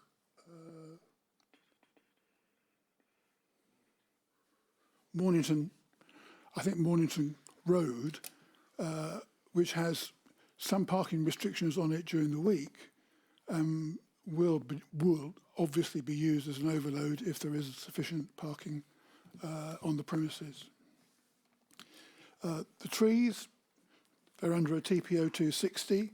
There's no regard yet as to the screening effect of those trees, and also as the plot adjoins on the rear to the old Wildings estate, which has the RSPB grounds. So we're looking at badgers and we're looking at badgers and bats, and consequently, maybe there are too many buildings. I wasn't aware of the viability report on affordable housing, because ordinarily 10 dwellings would mean offering affordable housing. So consequently, we object on the basis of the building, and we also object on the basis that we have an issue with car parking. It's been raised earlier on tonight. Thank you. Thank you for coming and speaking. We will now open up the debate to members. Members, do you have any questions for officers or any comments on the application?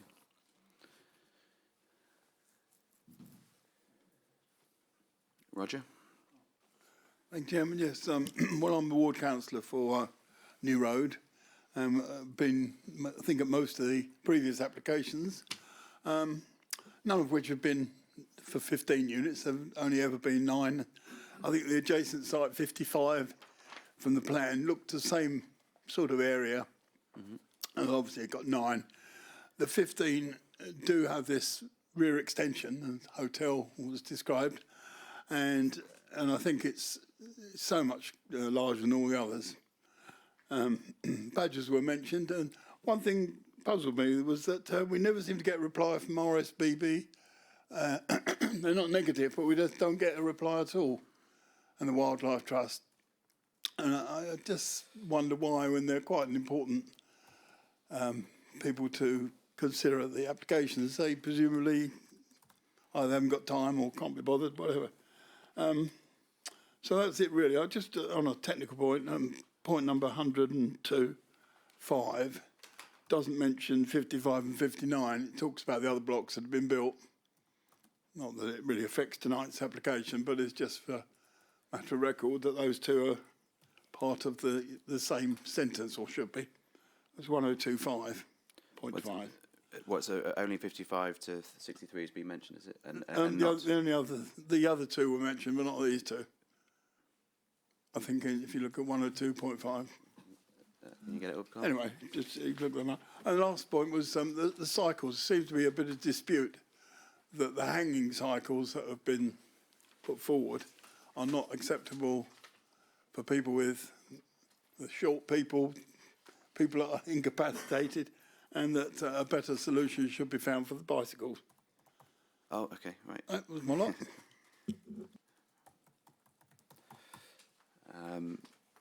Ray, would you like to comment on that 102.5?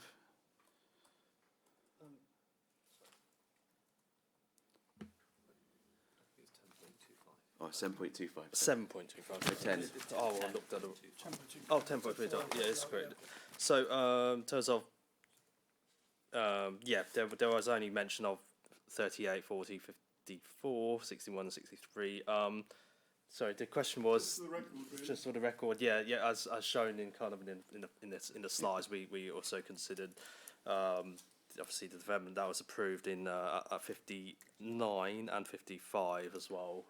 Obviously since the last committee, and also took into account the density that they provided, which is 9 units, which is per hectare. I mean, they are similar though, and within kind of the local plan policy, SP9, which is seeking 20 to 50 dwellings per hectare, kind of in this area. So, yeah, thank you. Okay, thank you, Tony. Thank you, Chairman. I had problems with this last time. There was nothing about it that I felt I could support. On the contrary, there was nothing I could hang an objection onto. So I decided I could not vote in either direction, and I'm afraid the same situation is arising here. I do not like this application. I think it's gross overdevelopment, and I find myself in a strange situation of being in agreement with the planning inspector, which must be the first or the second time in living memory, I think. Yeah. So I'm afraid I'm either not going to vote at all, or I shall consider voting against. Yeah. But I'm not sure I can do, to be honest. Can you speak to your... Jacqueline, would you like to come in? Can I just ask why you feel that you can't, what your reasoning is? Because one of the objectors raised issues around design and character. They are, I wanted to say, they are reasons for refusal. So I don't know what your objections are, and I'm not encouraging anything either way, but you need, the planning law says that you need to determine in accordance with the development plan unless material considerations indicate otherwise. There are policies around design and character. So I just want to inform the committee that if they are your reasons, then they are valid reasons. I'm not encouraging anything either way, but abstaining because you don't feel that there is a reason for refusal, I think, is something that maybe officers can advise on. Yeah. Thank you for that. With those additional bits of information which would justify voting against, I'm afraid I am going to vote against in this instance. Listen to the inside debate before you decide, but yes. Do you have objections? And please, as outlined, based on the application. Yeah, as outlined in the discussion so far. Okay. Would it design and character? Design and character, size, parking. Insufficient parking. Okay. Just about everything, really. Okay. Okay. I'll thank you, Tony. I'll move on to Barbara. Thank you, Chair. I have to agree with the comments made about the noticeably larger size of this proposed development, much bigger than the previous ones. There's also an issue about sewage that I was quite concerned about, and the query that it did overflow, this raw sewage went into the chalk stream. I've read this. I think that's quite concerning on a big apartment like the big sort of apartments. As an aside, are they an asset, 14? They're not affordable. They're going to be... Yeah, 15, yeah. 15, they're going to be much more unaffordable, I think. But really, it's the overbearing size of the building. Yeah, thank you. Thank you. Yes, would you like to come in? Thank you, Chair. It's only a very small point, but there have been a couple of mentions in the previous appeal. Just to clarify, that was actually the housing site. It was refused because the inspector felt that housing going back into the site was inappropriate, and that was the objection. Just to note about. Okay, so it was an objection based on the character of the proposal? It was based on the fact that housing going back into the site was out of character, and it should be a large building at the frontage. Was the character of the area, and the inspector told them that that would be allowed on other sites. Okay, okay. Thank you. Thank you. Regarding sewage, this is what a speaker has come up with. Presumably, what was the response of Thames Water? Yeah, sorry. Yeah, explain. Sorry, Chair. So the Thames Water's response was brief, but they raised no objection to the capacity or any issues of... So there was an objection from a There was no objection from Thames Water. They were brief, and they are also sort of the flood lead local flood authority. Yeah, they have no objections as well to the sort of the ability of the site, subject to conditions, to sort of manage surface water runoff on the site. So we'll be asking for a condition update. Well, they've asked for conditions for further details. Obviously, for more detailed scheme, which would be normal and reasonable to ask for it as a pre-commencement condition. So we've done so in the report. Thank you. Thank you. Bankit.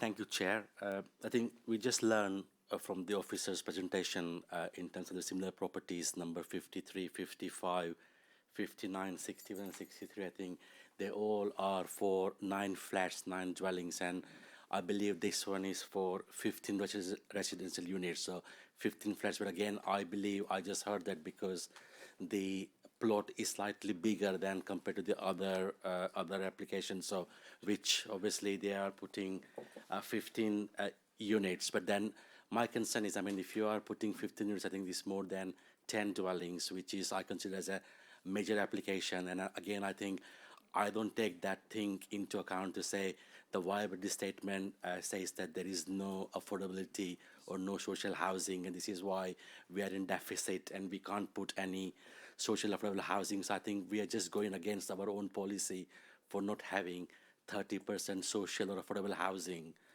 The other point I have is, I think obviously I learned from the officer's report that this proposal would be resulting in contrary to our own policy SP7. Again, I think, I mean, I saw there are not much benefit in terms of the harm which will create in terms of going against our own policy SP7 and the policy of not having any social affordable housing. And the last point I have is, I believe now there is an ongoing application which is in 2023-2093, which is under consideration, that is for 17 flats. So what's going to happen? I mean, I just heard from one of the applicant, if we approve tonight, they will withdraw that. But what if we don't approve? What's going to happen with those 17? Is it going to come into DMC, or this is just going to be the officer's decision? Thank you, Chair. So social housing and the existing application that's still to be determined? In terms of the existing application, I think for the purpose of tonight, we have to focus on tonight. We don't have any, there is no formal recommendation at this time for that application. So at this time, this application has to be treated on its own merits without any reference to that other application, which, I say, a recommendation will be made in due course on that one. Go on, sorry.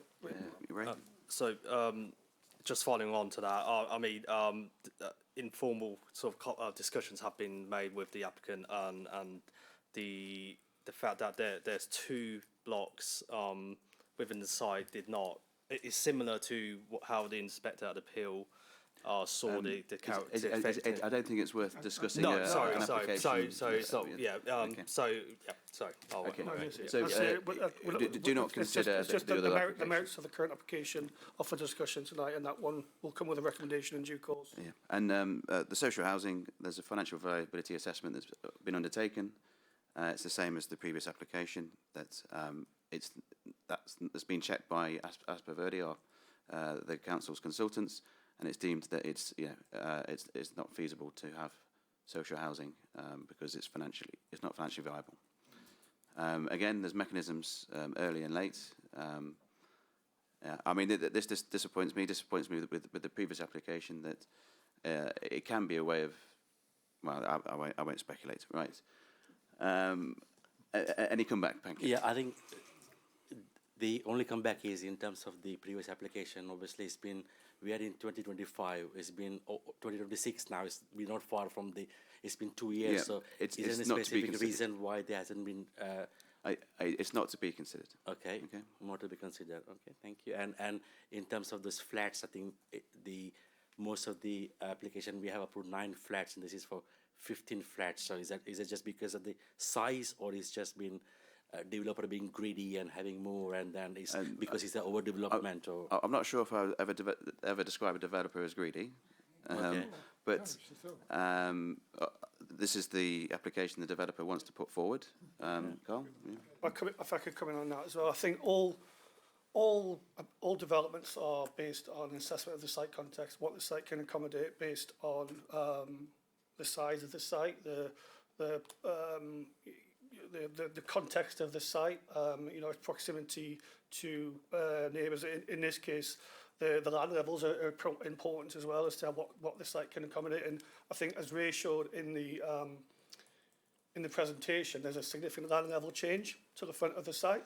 So I think quite a lot of the, let's say, the additional scale over and above what members are referencing around the usual development size around 9, a lot of that is accommodated to the rear of the facade, which essentially is sat down within the land levels and gives the impression of a large single family dwelling as per the other developments on the site. So I think a lot of the scale to which members are referring is actually to the rear of the development. And where one was to perceive the development, it is from the public vantage points to the front.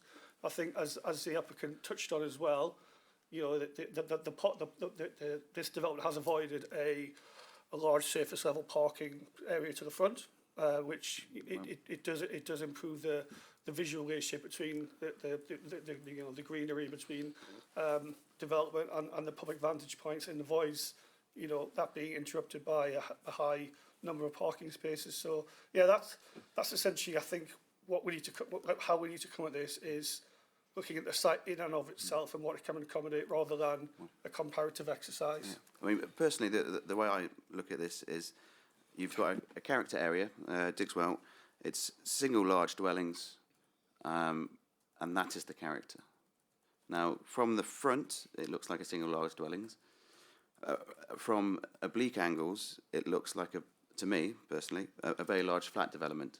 It's got different typologies of construction as it goes back. The scale of it I find difficult to accept. But it's for each one of you to look at the application, think about the design, think about the character at the area, and even think about the cumulative effect of all these developments along New Road. So it's for you to weigh this in the balance but Mark's waiting, so I'll speak to. I'll let Mark have the floor. Thank you, Chair. You actually stole my thunder there with the usage of the word cumulative effect. I feel like I've driven up and down New Road on a number of occasions because we've had many of these developments come to this committee for consideration. And I did raise it at the last time with a previous development, the cumulative effect of every one of these big detached houses being pulled down and then we turn them into apartment blocks. We are actually almost changing the character and look and feel, as two of the speakers have spoken about with their objections. So, and added to that, the size of this development seems to be somewhat out of keeping with the other proposals that have come forward before this committee. So on that basis, I'm of the mind to vote against this proposal. Subject to the rest of the debate. Thank you. Cathy? Thank you, Chair. On the sewage point, I wonder if the survey that's been quoted has taken account of the fact that we have a lot more rain these days and we're going to have even more rain in the future. So I wondered if that will affect the sewage that might be flowing into the chalk stream. And my other point is there were concerns expressed about visitor parking. Am I right in thinking there are double yellow lines down New Road? I wonder why this is. I haven't actually visited it. Is it very narrow, or could these double yellow lines be relaxed to take account of additional visitors and even inhabitants of the road? Thank you. Thank you. I mean, do we have any knowledge of the mechanism of sewage discharge? Do we have a combined network? Is it illegal connections to the network from rain, or is it just simply that? I mean, I don't know how much we can talk about this, considering we have requested Thames Water for comment. I think again, yes, as you said, Chair, the key point is we've got no objection from Thames Water, and taking account of the comments around whether increased rainfall is taken into account. Yes, it is. It's always factored in terms of climate change and in terms of future worst case scenarios as well. So it's always factored into those calculations. And then our ability to consider double yellow lines, their removal, or making an allowance for overspill that might occur from this development, overspill parking. Are we allowed to consider that?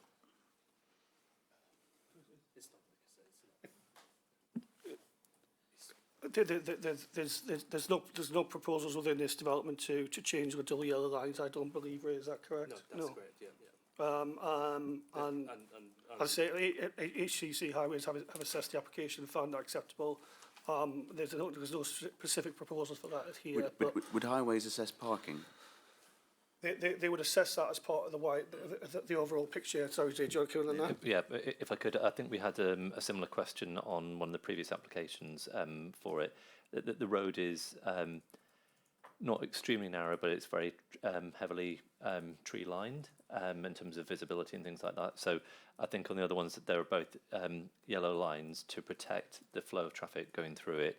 And on previous applications, there was an extension of yellow lines to further protect the area. We would expect that any application deals with its own parking impacts within the site, and that's what, as Ray and others have said, that's what the proposal is tonight, that there's no change to what's going on outside of the red line in terms of parking. We've made the assessment based on what's been proposed just within that. Yes, and Roger here says the major reason is Can you turn on Cathy's microphone? to go up to town, you know, on the train. Is that okay, Cathy? Yeah. Yes, it's fine. Okay. No, thank you.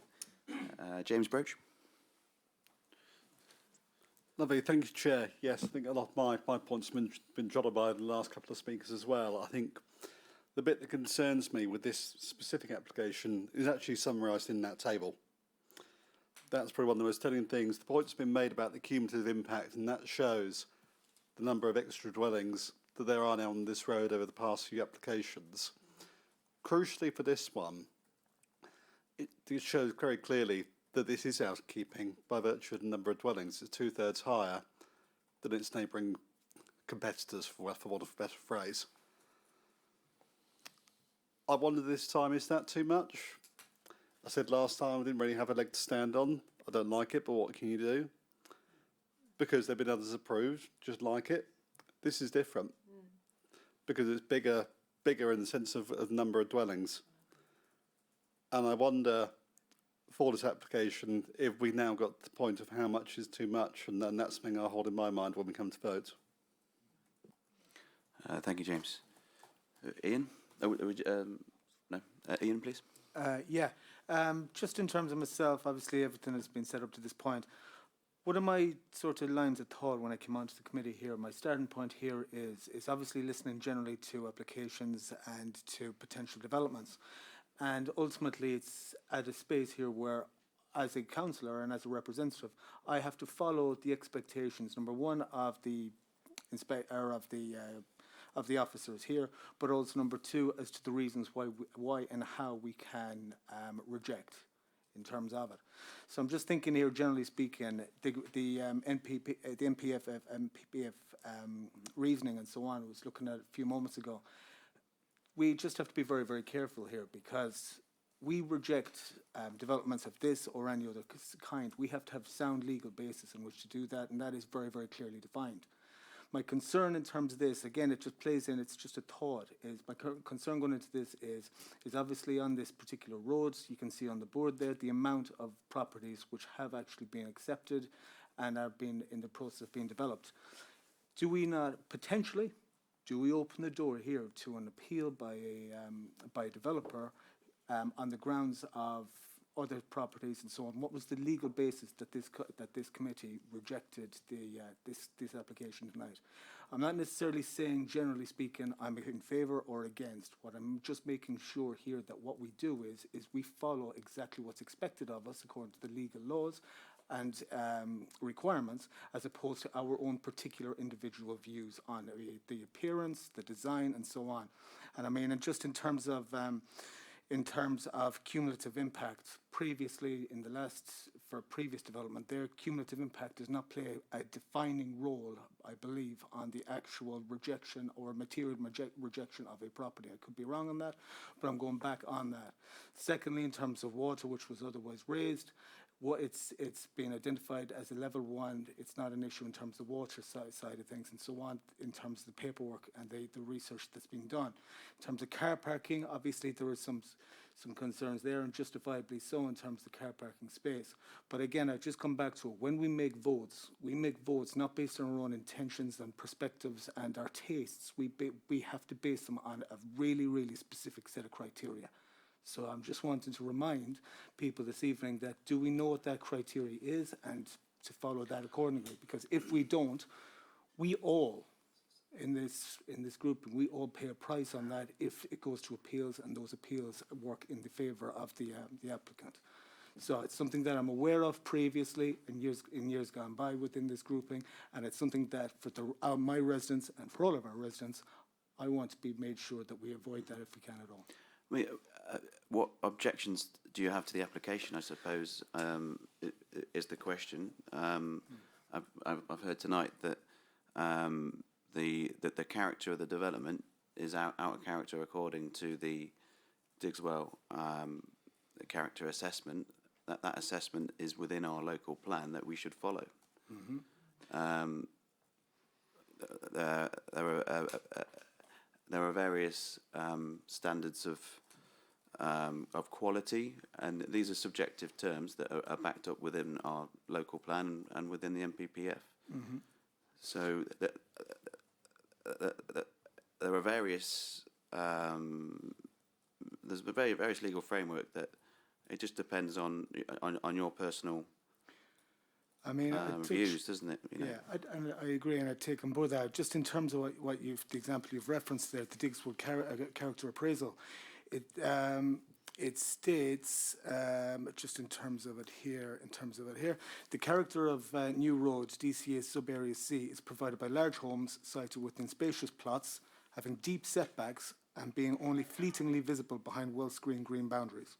So in terms of the specific character of new road identified within that, that's 1024 of the area here, that's the Digswell character appraisal requirement. The DCA also identifies the need to maintain the Arcadian character of New Road with the use of pitched, often hipped roofs and the need for house designs to reflect the variation in house type in the area. Architecture should also have a regard to the broad established pattern found in the sub-areas with the use of red, brown brick and or render.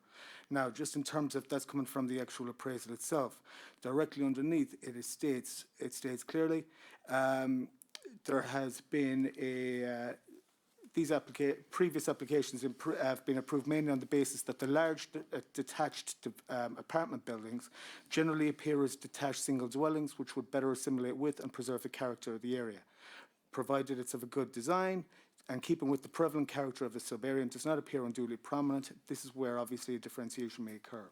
But what I'm getting at here is the standard basis within the DCA, as you've touched on there, is large homes, spacious plots, deep-rooted from the roadsides and so on, and behind green boundaries within the DCA's own guidance of that, my reading of that at least, that this property to a degree could be argued is following that. Well, I mean, that's your viewpoint, isn't it? Correct. And if you look obliquely at this development, would you say it looks like one single large home? And that's if it's just on this narrow question, that's a question for all of you. If you look at as it goes back, it changes development type. I've got my own personal view on that, and it's for all of you to decide on that narrow question. There's also a question of cumulative. You can see all along this road, and our speaker talked about overspill parking cars already. Is this development the largest of all of them? Is it cumulative just too much? And again, on that basis, is if the specific guidance within the MPPFF guidance and so on takes that into account, i.e. cumulative impact and count, we can now begin to talk about material considerations and so on. But my point earlier on was within the specific guidance, does the cumulative impact of properties within an area combine together to form that material consideration? Yes. And so on. So is that the case? Yes. Sorry. In terms of that, it was just in the previous, I'm referring back to the previous one there as well. Would officers like to give their professional opinion on that, or Jackie? Different interpretation previous. Okay, Jackie first, please. Can I just address one point? You made sort of references to legal. The legal framework is, as I sort of said earlier, it's Section 38(6) of the Housing and Planning Act, I think. It says that you have to determine applications in accordance with the development plans, or i.e. the policies that have been adopted, unless material considerations indicate otherwise. Material considerations can be any number of things. There's no sort of specific definition as to what a material consideration is. And it's for everyone to evaluate whether they think something is material in their own view. So officers, so that's the legal framework. You then have your adopted plan and the policies you've been referring to. So when it comes to officers, they need to make an assessment as to whether they think the application adheres and conforms with the policies, or whether there are material considerations that may sway in favour one way or another. That's where the legal framework ends. And then I think it's over to you to say what your assessment is and what members can and cannot take into account. Zaid, please. Yeah, thank you, Chair. I just remind members, obviously it's in the report under 10.115 on my page 28. It's about the tilted balance. So therefore you'll be aware that we're under the, we haven't been able to demonstrate a 5-year land supply, and therefore there is a tilted balance which specifically says that planning permission should be granted unless any adverse impacts of doing so would significantly and demonstrably outweigh the benefits when assessed against the policies and the framework, and that's the MPPF framework taken as a whole. I would remind members as well, in terms of the character appraisal, that is a helpful guide. It's over 20 years old and was introduced before the MPPF, and the MPPF in terms of the planning policy hierarchy does come first for that. I think there are a number of areas that members have highlighted. And if I could just summarise them very briefly and give an officer overview, if that's okay, of them. So affordable housing, hopefully we've clarified that there is a review mechanism, it has been viability assessed, and we believe that that's okay in our professional opinion. Parking, we believe that it's acceptable and they're meeting enough of their need within the red line. I think then you get to 3 areas which are more subjective, and again coming back to Jacqueline's point about having your own view on that, and I say that's where it is more subjective. I say overdevelopment, and we've got the table from Ray on the screen, I think, which shows both what's been consented, dwelling numbers, bedrooms, size and density, which can give you a bit of understanding of where that fits within that, and that'll be your view of whether you think that is overdevelopment or not. We as officers don't think it is overdevelopment. I say the 2 strongest areas that you have more area to take your specific views on it would be around the character, and I think a number of you mentioned about the cumulative impacts on the character, and again that will be subjectives for yourselves to make the assessment against. And then design, but in terms of specificness of design, it would be the overall size and particularly the depth of the proposal and how you feel that affects the area. And the character appraisal is old, but it's referenced in our recent local plan. It's referenced because it is a document that is still there, and it has weight. All I'm saying is that in terms of the planning policy hierarchy, it has lower weight than particularly the MPPF and our local plan and other things such as that. Yeah. I think all good. Thank you, Mark. Ian. Pankit, please. Thank you, Chair. Thank you. Sorry to come back again, but I think I was just on the verge of making a decision, but obviously, generally I always like to go with the officer's recommendation, and the only query I had was in the policy SP7. Obviously, I think it's a general policy for which we need a 40% of 3-bedroom houses. Now, the application what we have in front of us is only providing 20%. The application which hasn't been decided, obviously we are not discussing that, I'm aware, but that's providing 5 3-bedroom, which is 40%. So I was just trying to understand the harm versus benefit. I know there was a slide which one of the presentation to say what harm it will make against the benefit, and so.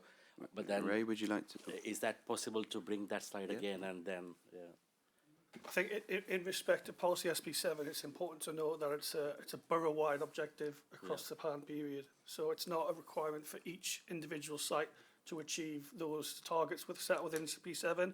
It's a borough-wide target across the entire plan period. So it shouldn't be applied rigidly to each site individually. And I think, as I mentioned earlier, it's about what each site can accommodate and what each site can accommodate individually, and then that contributes to the wider mix across the borough and across the plan period. Thank you. I think I'll go with officers. Yeah, so probably maybe the first one. Anyone else? Has everyone heard enough to make their decision? Okay, let's move to a vote on officers' recommendations to approve the application.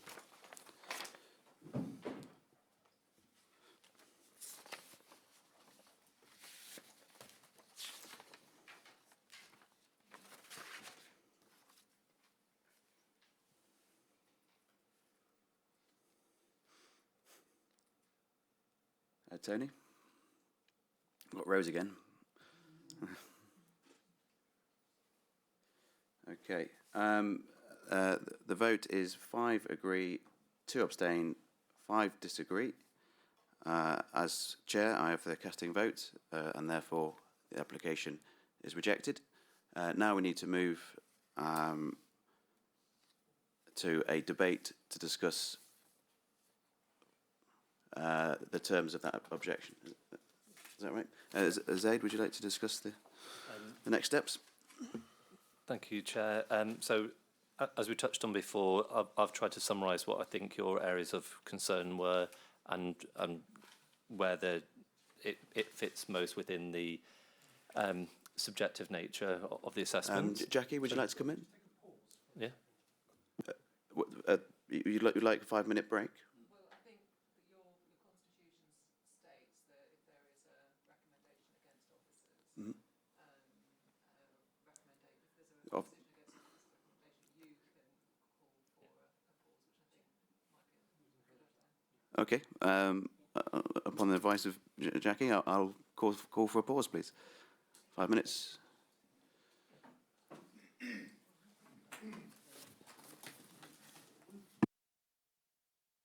I'll give officers some time to explain the implications of refusing this application.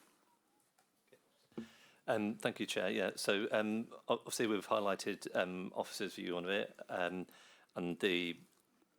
what might be the strongest areas for you to consider. There's subjective areas which have highlighted to us, particularly around design, the oversized nature of the development in your view, particularly its depth and projection towards the rear and the visibility of that from different points, and then secondly the character of the area changing, particularly the cumulative impacts on the street view and of the area as a whole in terms of design. So I would suggest that those are the strongest areas for you to focus on for your refusal. And but I think the request was to discuss the implications of rejecting. What are the possible? Sorry. Yeah, I suppose. I mean, you would have been aware that, and I think it was flagged by a number of members actually earlier on, that there's a potential. There's always a potential for appeal, and obviously you'll be aware that there's history on this site and on other sites on the appeal, and how planning inspectors work, and the challenges and potential legal costs that might be involved on that. So hopefully you're well versed from your wider training on planning about that, and that's why we would suggest focusing on the two areas that are more subjective as opposed to. Should we debate those areas, and then maybe we can come to a consensus? So now we need to have a debate. We need to come to a proposal of why we're rejecting, and based on that, we'll vote. If that gets voted down, then we can go on and find another way forward. If I could, Chair, just to be clear, we will need reasons for refusal from you, because you have made that decision to refuse it, or to not accept the proposal. So there will need to be justified reasons for that. Indeed, and that's what we're going to discuss now. So perhaps we can start with the people who voted against. What were your reasons?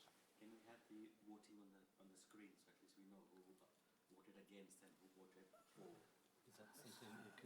Is it recorded? That's a clear vote. Yeah. Can anyone remember how they voted?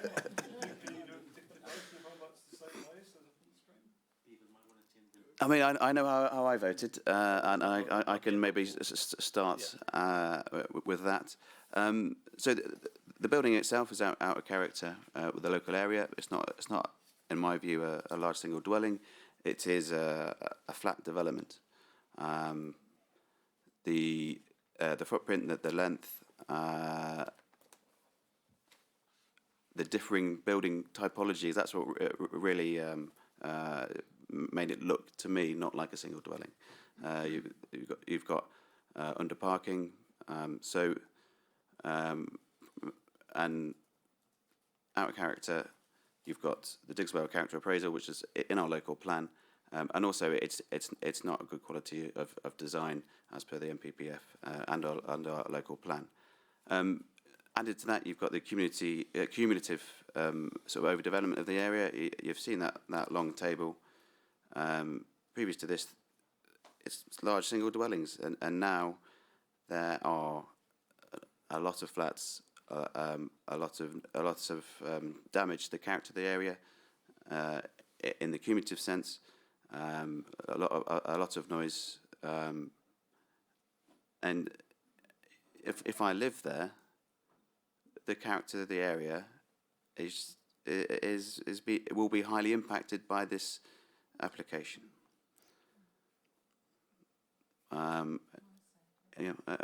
Anyone else who voted against would like to chip in?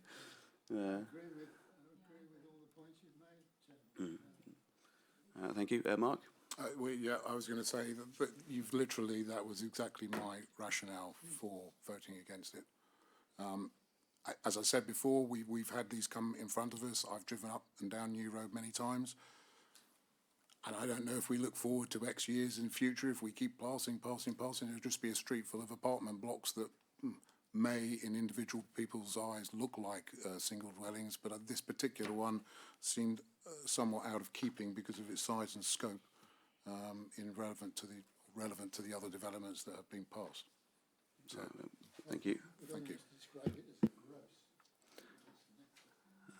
Anyone else would like to add any other, any reason around those two reasons? Probably.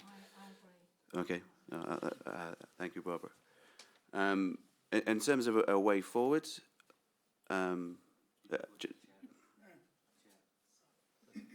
sorry. Roger, would you like to speak?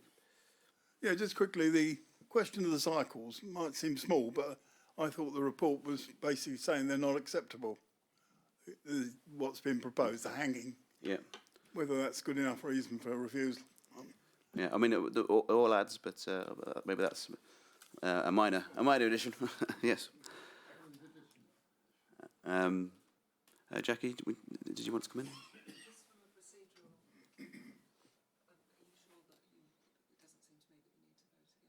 No, we do need to vote again.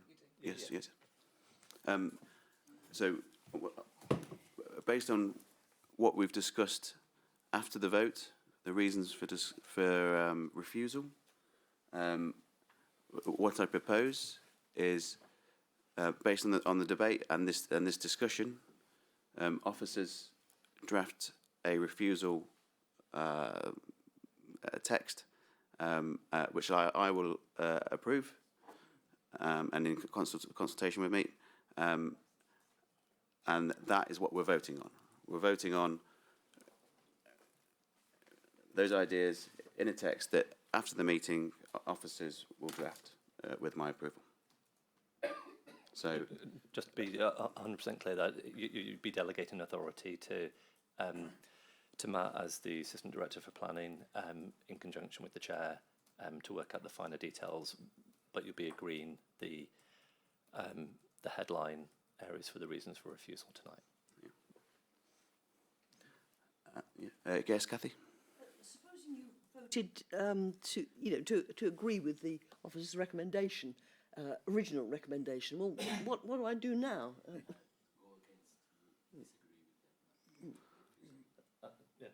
It's a good point. I mean, I think the committee, the people that voted for, that voted against the recommendation have to stand behind their recommendation.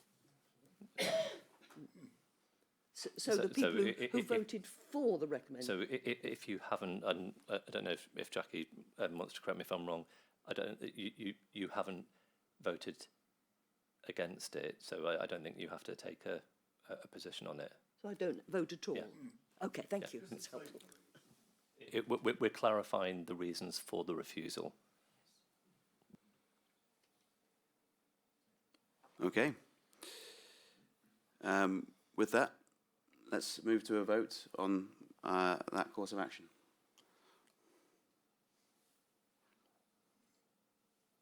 Please. Yeah.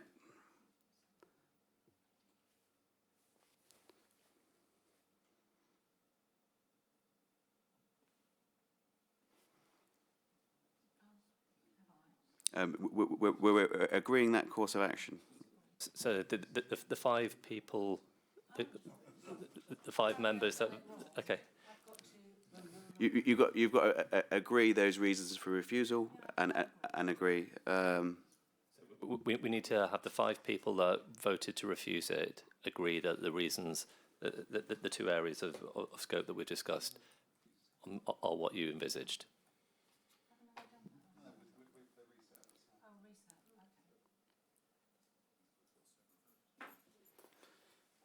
Daryl and Kathy. Yeah. Well, yeah. If you want to abstain or okay. Yeah. Okay, it's carried either way. Okay. It's carried 6-4, 4 abstain, 1 disagree. That's the end of the application.